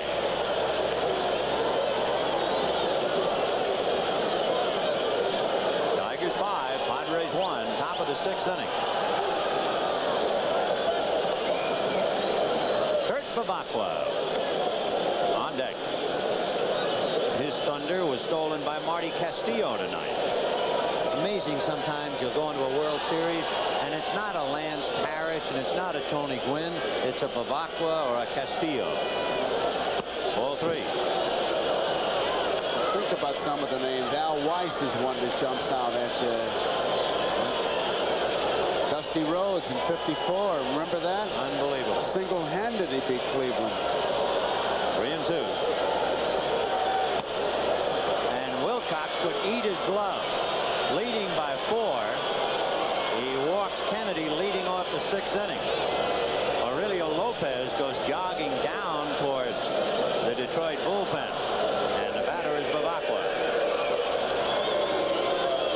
In direct contrast to the 11 walks given up by Padre pitchers, Wilcox has only walked 2. Bavacqua hit the ball hard twice, lined out to Whitaker and singled by Whitaker in the 4th inning. Ball 1. Kennedy, of course, is never a threat to do any running, and with the ball club down by 4, Darrell Evans is way back up. 1-0. The turn of Alan Trammell and Lou Whitaker. They're passing signals as to who'll cover. The battle within the battle. I would think with a guy like Bavacqua you'd be switching. With Parrish, when he was up there hitting, you'd figure that the shortstop would always hold. There are so many things that never change, and one of them is around second base, where the infielders have a very basic sign as to who's going to cover. They settle it before the game. If the shortstop is the man calling it, mouth open means one person, mouth closed means the other. Oh, good pitch. Another curveball, the kind he threw Garvey, where the hitter strides into it and he's locked at the plate. He has to take it. There you take a look at Trammell and watch what he does. That wasn't a signal. There it is. 2-2. High foul behind the plate. Parrish coming back. He's got it.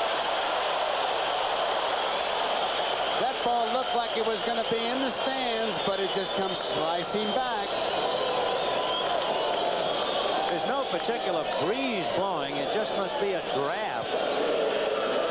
It has a tendency to blow everything back. As you can see, the flag shows 125 feet high in the air.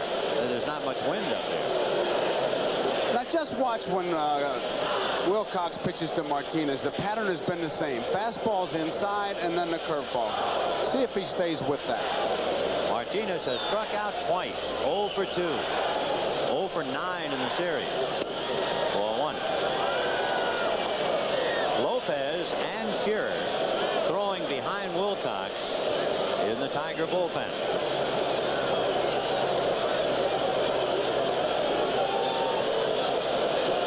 Wilcox made 33 starts this year without a complete game. Check swing foul into the lower deck. 1-1. And he's still swinging those arms around. As you said, it might be a habit. I remember Bob Miller, who pitched for a lot of teams in the National League, always have a habit of looking for a sign, and he'd pull the top of his shirt. He would do it after every pitch, and he was totally unaware that he was doing it. Robin Roberts used to brush his kneecaps. All the time. Yeah. And then strike you out. 1-1 to Martinez. Ground ball to the hole, smothered by Castillo, but no play. You know, I don't know if we have Castillo on a camera or not. Let's see if we can see him lean to his right, and the ball was hit to his left. That's the difference of the game. Well, it was a slow curveball, and he thought it would be pulled. Right. And he did not pull it as hard as he did. You'll see him break one step to curveball to cover the line, and that's what cost him the base hit. So Castillo is very surprised, thinking that Martinez couldn't pull that slow curveball. And it winds up giving Martinez his first hit in the series. Here is Templeton. Fastball, line to center, but Lemon is there. Boy, he hit that right on the screws. That was a knuckleball going out there, and Lemon played it well. It was not an easy ball to handle. You could see it knuckle from here. And I'll tell you, with all the base on balls and all that, somebody pop one right now, and the Tigers could be in deep trouble. And look who's coming up. Downtown Brown. This is the umpteenth time that Bobby has come up with 2 men on base. Not only tonight, but in the series. Boy, that's a tough load for a guy who doesn't play regularly. He's playing for Kevin McReynolds, who's out with a broken wrist. And every time you look up, he's on the spot. And tonight, he's hit the ball hard to right field and then hit that ball to third base that Castillo didn't make the force on third base. And he's 0 for 9. Fouled away. I'll tell you, he is swinging a little bit different tonight, though. He's trying to go the opposite field, put that ball outside. This original Downtown Brown, Ollie Brown, wore a San Diego uniform, and there are a lot of people who still like to call Bobby Downtown and Crosstown and Uptown.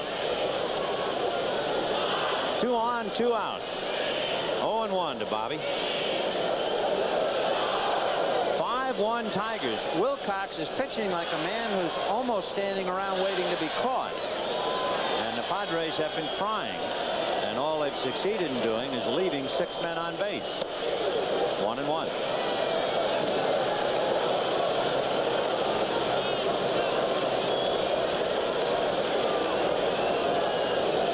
This is not one of those games that you show the little leaguer and say this is the way they do it. 1-1 to Brown. And he missed with that slow spinner, and it's 2 balls, 1 strike. Bobby hit 3 home runs during the regular year, and Sparky's pacing the deck. This is not an easy 5-1 lead at all.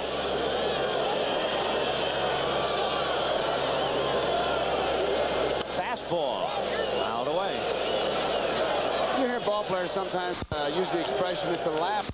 This one definitely is not a laugher. It's really, and I'm not being facetious, it's a groaner. Managers will sit on that bench and just groan. Padres are groaning because they've given up so many walks. The Tigers are groaning because they've really let them off the hook.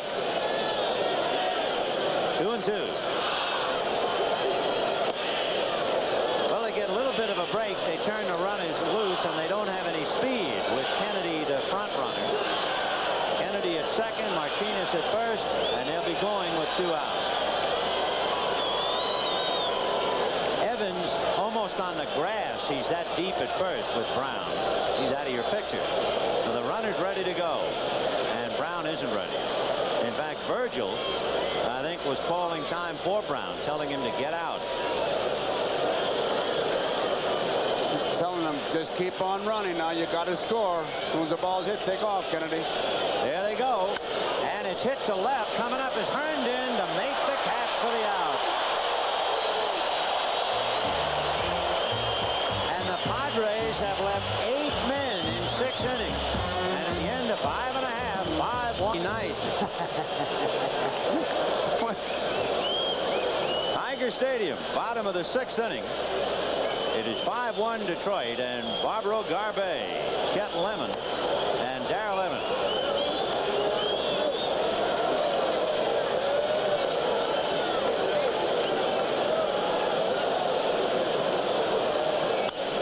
Foul ball. That'll give us a chance to give you a little note. You know, Garbe made the first and last out in the second inning. The last player to make 2 outs in an inning, a mighty fine ball player named Rusty Staub. He was with the Mets against Oakland back in '73.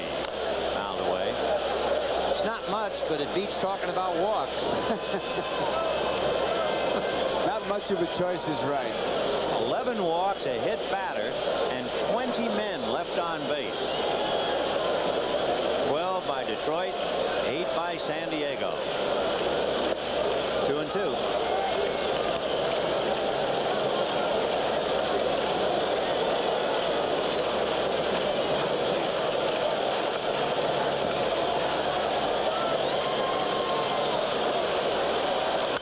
Fouled away. The Padres have 7 hits. The Tigers have 5 hits.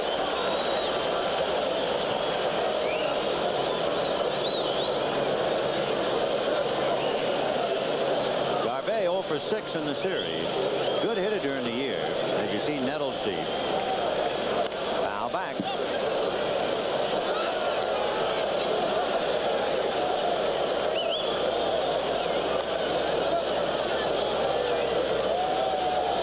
Eric Shaw at the far end of the dugout, and a visit from his manager. Eric will go up against Jack Mars tomorrow. 2-2. Hit foul. Fastball in, and he hit it upstairs.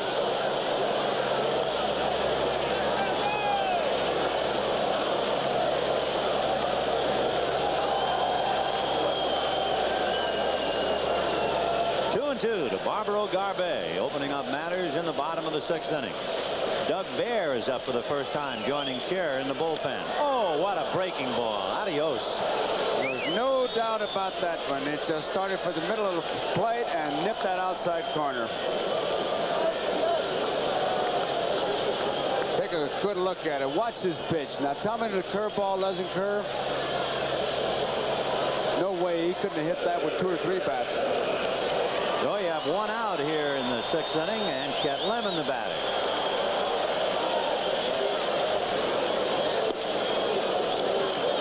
Strike, says Fremming. Kennedy was going to ask the plate umpire to check with Garcia, and Bruce said, I don't need any help on that one. 0-1. Chet's a good-natured guy. He's fun to talk to. Yeah. You know, not that Fremming did it on that, but I tell you, when you do get a close one, you will throw that right hand up and try to get this game going. Fouled away, so Harris now starting to throw some strikes, and he has it 0-2. We saw the man who threw out the ball in San Diego, Ed Olson? No, Ed Runge. Ed Runge. When Ed Runge was behind the plate, you better start swinging when you left the dugout, because if the pitcher threw it, he usually would call it a strike. There they are, the left-hander and the right-hander. 0-2. 1-2.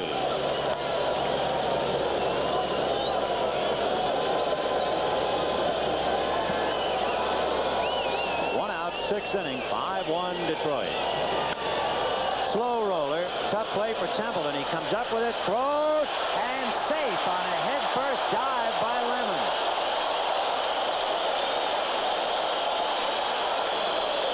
I'll tell you, when he went into that head-first slide, he really didn't slide. It looked like he bounced. Templeton knew he had to get that ball there in a hurry.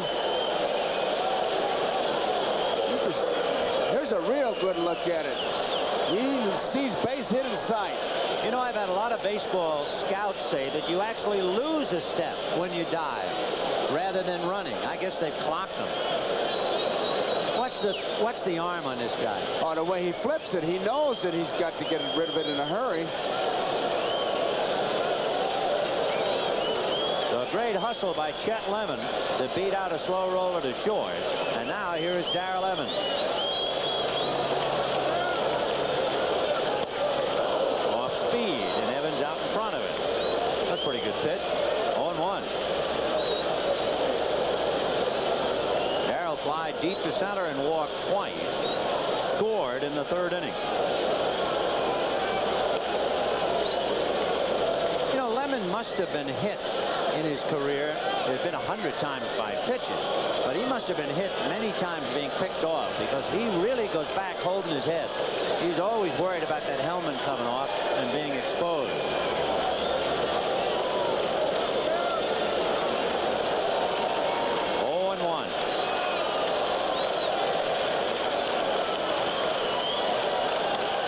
Good pitch.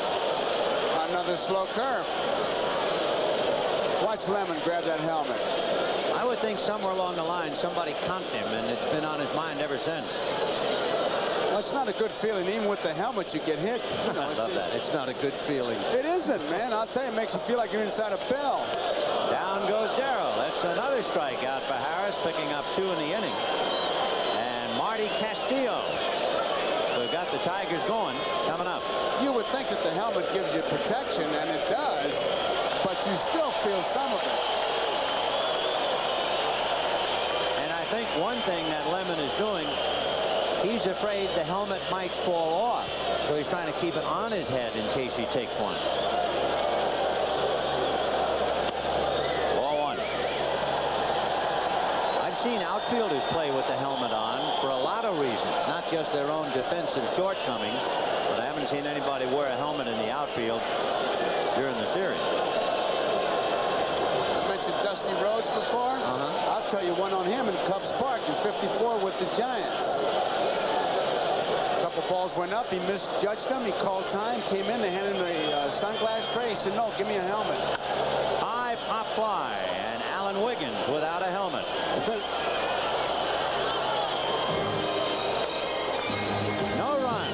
One hit, a man left, of course, and at the end of 6, 5-1 Tigers. We'll be right back after these messages from you. Steps to better bowling. It's the premiere of the PBA Fall Tour, Saturday, October 20th at 3 p.m. on NBC Sports.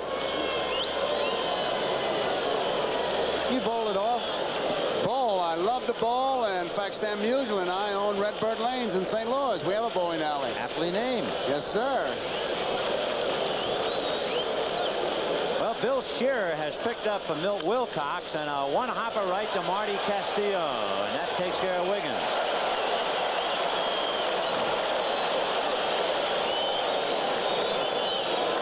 Bill Shearer on the skinny side from Tonawanda, New York.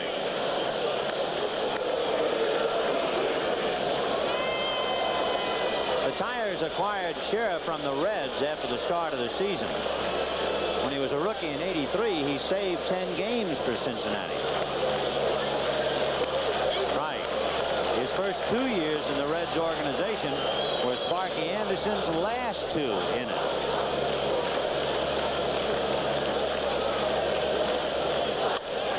Off his glove, and that's going to take Whitaker out of the play. Yes. And aboard is Gwynn with a base hit. So Tony Gwynn is 2 for 4. Somehow those good hitters find a way to get on, find a way to get a base hit, and only because they hit that ball solid more times than not. Right off the end of the glove, and Gwynn really digging hard down that first base line. Look at him go, hustling all the way.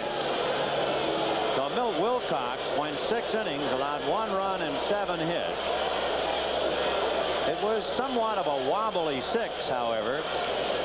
So Sparky has gone to the left-hander, and down in the bullpen he has his ace, Willie Hernandez. Garvey is struck out, hit into a force play, grounded out. Lines it to left, Herndon coming over, and it's off his glove. Gwynn is going to keep on going to third, and he's in there. Into second goes Garvey, and the Padres are in business. One of the great things that they always tell you in baseball is keep that double play in order when you're on defense, and Herndon, trying to make the shoestring catch, hits his glove, and it allows Garvey to go into second base, so it's second and third. Double play threat is erased, the base hit now, and the Padres are right in it. So second and third and 1 out. Nettles and Kennedy, both left-handers, coming up against Shearer.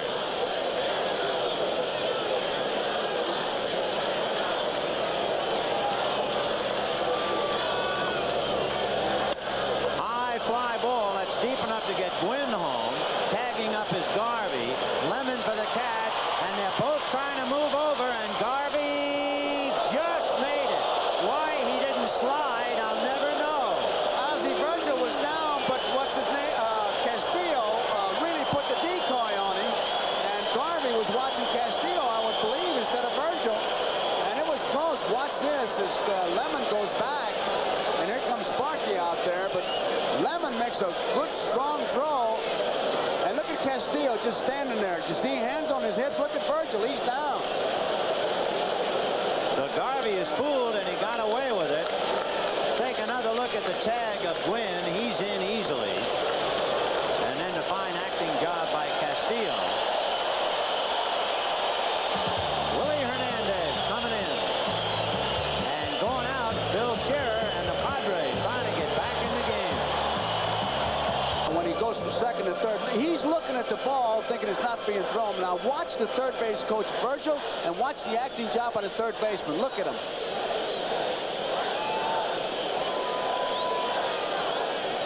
Boy, that's cutting it close.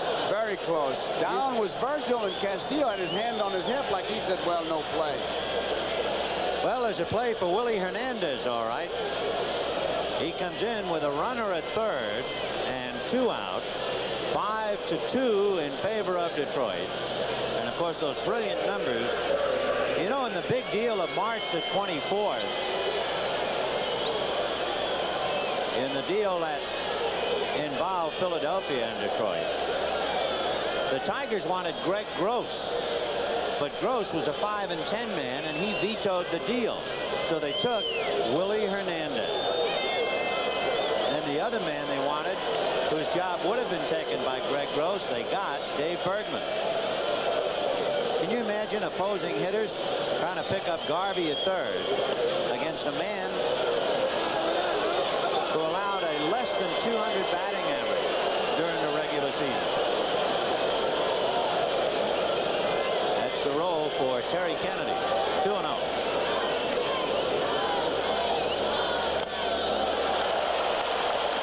What is further as an interesting note is the on-deck hitter.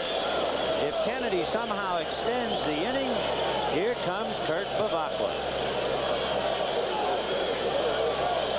He would be the tying run. 2-1. Now back. You can see Sparky's thinking he's been waiting for his ball club to knock out the San Diego Padres. They have not done it, and then he needs somebody to, start nailing it down. Here's Hernandez, and there's the rotation. Brother, you can see those seams. 83. He's not known as a power pitcher, but he looks fast when he starts throwing the other stuff by comparison. 2 balls, 2 strikes, 2 out. Whoa, good save by Parrish. Another run is in otherwise.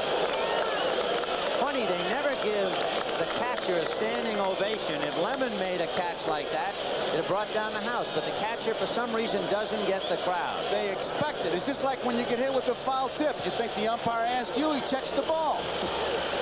Well, that's a cinch save of a run. 3-2 to Kennedy.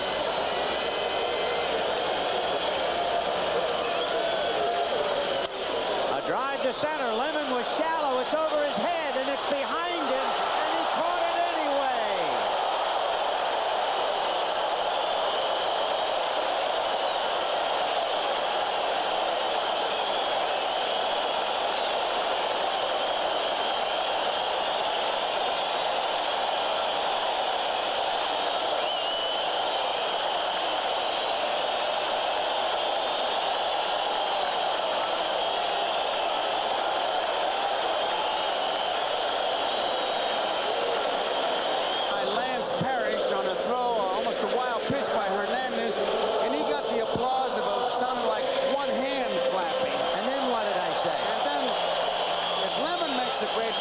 To go crazy, and here it is. Is that scary? It is. He turned every way and finally right. That's good play. Yeah, and how? Look how close San Diego has come. If Lemon doesn't make that catch, it's 5-3, and Kennedy's at second at least, and Bavacqua's coming up. So we still have a lot going on. It's a wild kind of a game. You don't get the feeling, no matter how far out in front Detroit gets, that they've got a lock on it. One reason, the Tigers have left 13 men on base. The record for most men left on base in a 9-inning game is 14. Fouled away. San Diego, every inning but the fifth, they've had base run. These Tiger pitchers, you know, it's almost like they've had two infields. Look at that, 22. Wow, that's a lot of standing around. A lot. And the record for two clubs is 23. So the next time a man is left on, we got another story. Although, to be honest, they're the two worst records in the world. Walks and men left on base.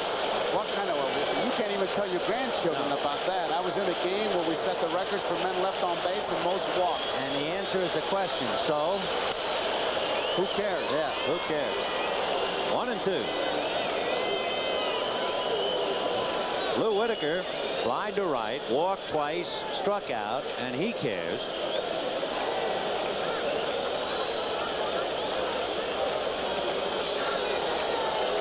To Detroit. Got him on the corner. Boy, Harris is really making some pitches now. Harris came in the third inning to pitch to Gibson, whom he hit. He has now struck out 5. He's settling in. So along with the names Hawkins and Lefferts, Dravecki, now you have Harrison. Oh, a good punt. Nettles throws. No good. Pulled Garvey off the bag. He made it very, very close, and only a Greg Nettles can make a play like that. To make it that close, that Greg Nettles caliber, I mean, and watch it from the top. I mean, it is almost just a dead perfect bunt. It's past the pitcher.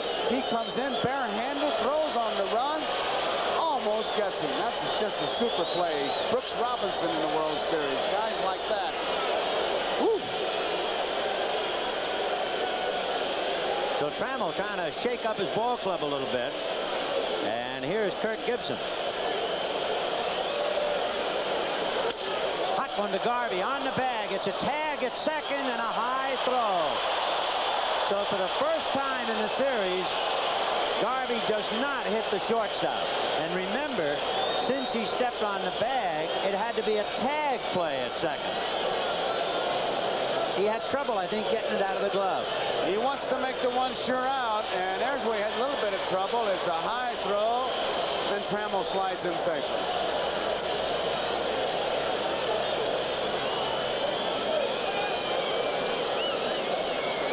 If Templeton doesn't catch it, you folks at home have it. Right at you. It's a great angle. Here's Lance Parrish. Walked twice, infield single, lined out to center. Big hook sent him to his knees. Ball 1.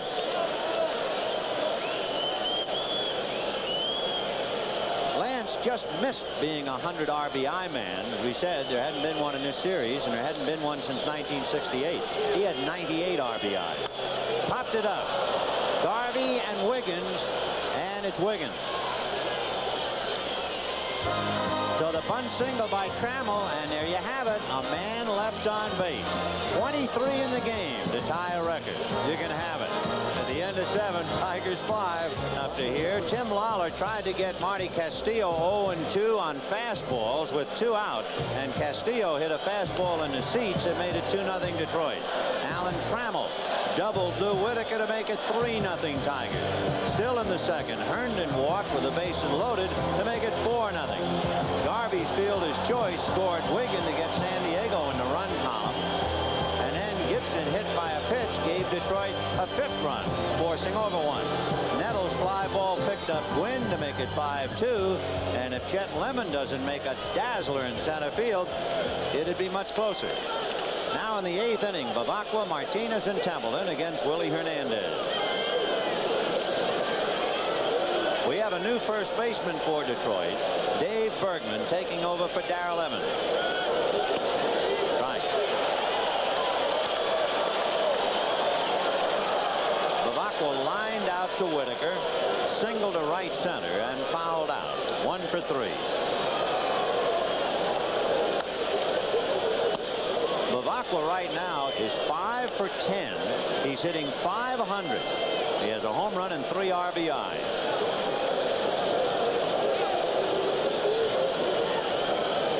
One and one. A little Scroogey down and away. 2-1.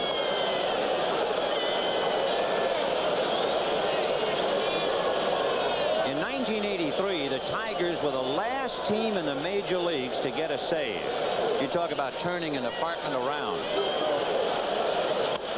Ooh. He didn't get cheated, I'll say that. No, he was going to play long ball with that one. He was going to try to hit one out of here. Against a man who hasn't allowed a home run in his last 60 innings. It was a fastball. He's got him pretty well set up if he wants to throw that screwball. 2-2. Fastball. The old story. You look for the fastball because you figure you can set up and react to the off-speed pitch. If you went the other way around, you'd be left at the station. All the time. 2-2.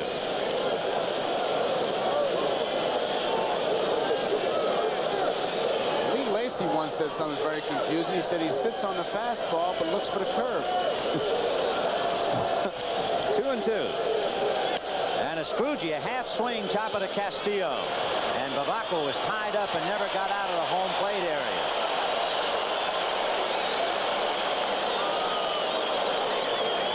That's what the screwball will do. You start to swing, you think it's out of the strike zone, and he starts to go, and he wants to draw back, but the bat is too far out, and he stumbles getting out of there. And here's a look at that screwball. Watch it break. Just got the bat too far down. So with 1 out, here's Carmelo Martinez, 1 for 3. Right.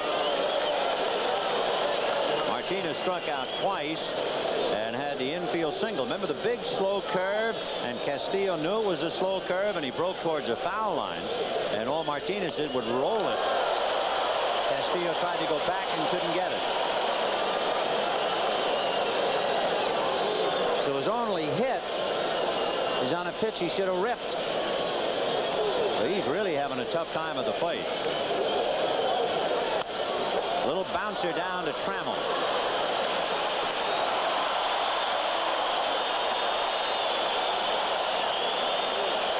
The Tigers are leading 5-2, yet they managed to retire the Padres in order only once. That was in the 5th inning. Now here in the 8th, they've gotten Bavaco and Martinez.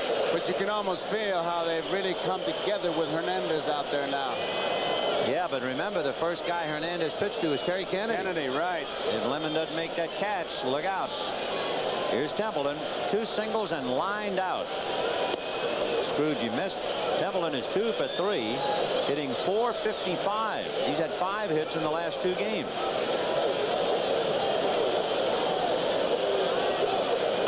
Popped it up, and I mean up. It'll be Whitaker. That's it. Second time tonight the Padres have been retired in order, and now they're running out of time. At the end of 7.5 with a downcast Dick Williams, it's 5-2 Detroit. Sparky doesn't look. He's 5-2 in the bottom of the 8th inning, and Detroit will send up Larry Herndon, Barbaro Garbey, and Chet Lemon. The paid attendance tonight, 51,970. 51,970. Ball 1. Tomorrow, Jack Morris and Eric Shao. The pregame show at 1 p.m. Eastern Time.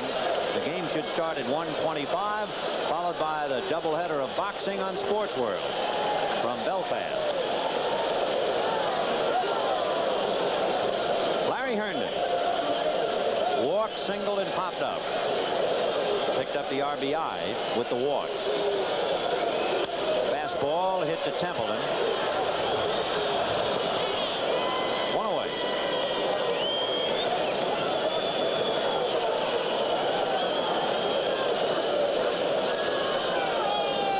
Barbaro Garbey grounded out, fly to center, hit into a force play and struck out. If you're not keeping score and you'd like to look ahead to the 9th inning, the Padres are due to send up Bobby Brown, Alan Wiggins, and Tony Gwynn. And if anybody gets on, Steve Garvey.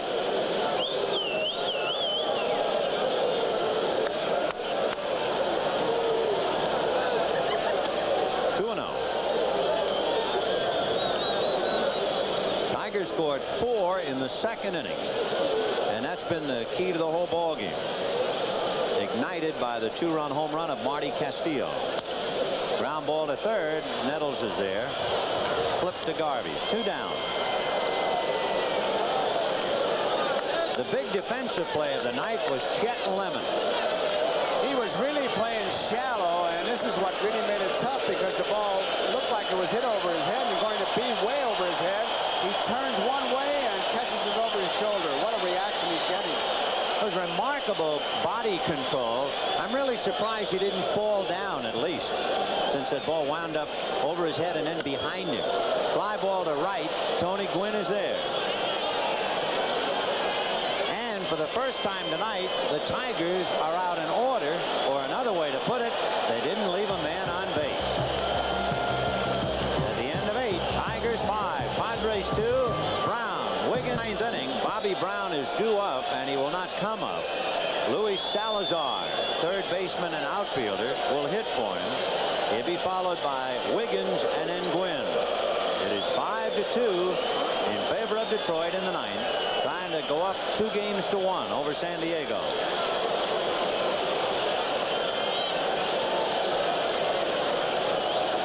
Castillo right at the bag at third. And here we go.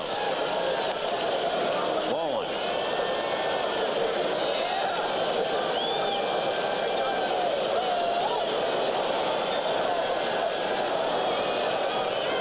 Salazar 0 for 2 in the World Series. In there. 1 ball, 1 strike. And of course, the Tigers have an absolutely scary number when they're leading in the 9th inning. They're perfect. What was it, 94-0? Foul back. Then they won the first game of the series. So their record when they're leading in the 9th inning is absolutely scary. Look at that. 95 and zip. And the Johnny Racer is out on the mound right now. Big part of that record. 1-2. Lined into right field. He got the ball up. He made a bad pitch on Salazar. That ball just stayed up, and Salazar drove a nail through it into right field. High screwball. You can see him turn it over, but he did not get it down, and the pitch stays up there, and Salazar tattoos it. See him turn it over. High screwball. Real good look at the rotation. You can see how high it was. Salazar went up and got it. Now you have Wiggins, who is 2 for 4, and then you have Garvey. Strike. One thing about Wiggins, he's the toughest man to double up in the major leagues this year. He only hit into 2 double plays, and I would guess both of them when he was hitting right-handed. He's a switch hitter. So Hernandez comes right after him. 0-2.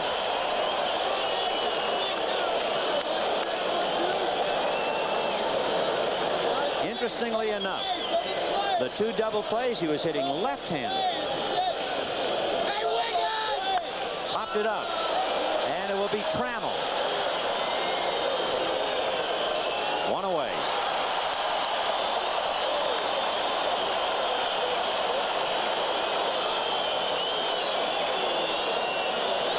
Tony Gwynn is coming up. Our executive producer, Michael Weissman. Our coordinating producer, Harry Coyle. Producer, George Finkel. Our director, Harry Coyle. Technical director, Len Stucker. Reminder, tomorrow, pregame at 1 p.m. Eastern Time. Game time 1:25, followed by Sports World. Gwynn has 2 hits. He's 2 for 4. And he hits it to the right of Whitaker. Big hop. He feeds Trammell, and that's all. They've got a double play if it doesn't take that big hop. Would that have been ironic to have a bad hop on this beautiful field? That ball really up the middle, and it carries Whitaker almost past second base. There's the big high hop. And the momentum, he wants to make sure that he gets the one out. Trammell takes a look and says, no, I'm not going to throw it and take a chance. So with 2 down, Steve Garvey coming up. Garvey doubled in the 7th inning off Herndon's glove. He's 1 for 4 with an RBI.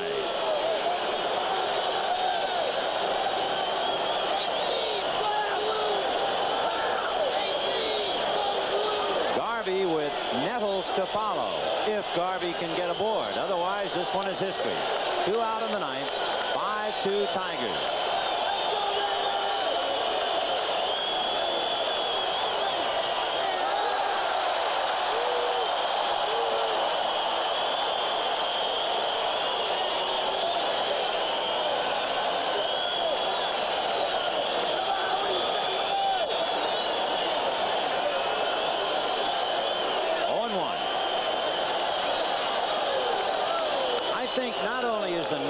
Distraction, but if you're hitting and those people straight away center field are waving their hands, that's a tough background out there, although it is far away. It doesn't help you.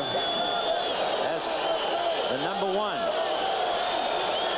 Like looking at a lot of rabbit ears out there. Scroogey missed. 1 ball, 1 strike.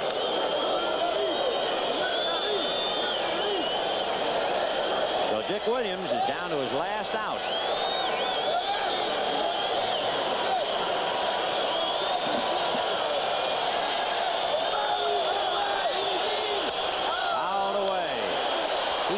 He came in with a pretty good fastball.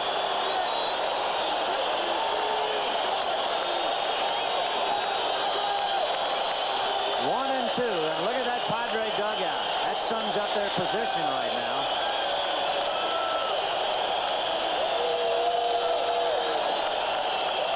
And they're on their feet here at Tiger Stadium.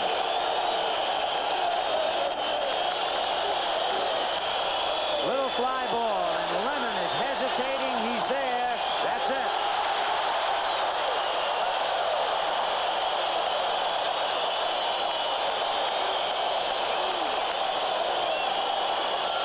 And the scoreboard sums it up.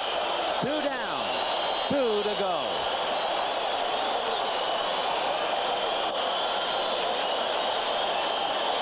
Tonight's NBC Light Beer from Miller Player of the Game would go to Marty Castillo. Light Beer from Miller is happy to present a check for $1,000 in the name of Marty Castillo to the National Multiple Sclerosis Society. And just to sum up an evening of futility in some respects, 24 men left on base by 2 teams, a new World Series record. Game 3 of the '84 World Series has been brought to you by Ford and your Ford dealer. Have you driven a Ford lately? By McDonald's, it's a good time with a great taste of McDonald's. By RCA, creators of video technology that excites the senses. And by Miller High Life, the best beer for the best time of the day. Welcome to Miller Time. Remember tomorrow, Game 4, 1 p.m. Eastern Time, followed by the boxing doubleheader on Sports World. The World Series and NBC tomorrow. Now the Tonight Show starring Johnny Carson, Burt Reynolds, and Dom DeLuise as guests immediately following local news, except on the West Coast, these programs will be seen at their regular time. For Joe Garagiola, this has been Scully from Tiger Stadium in Detroit. Tigers won at 5-2. We'll see you tomorrow. Pleasant dreams.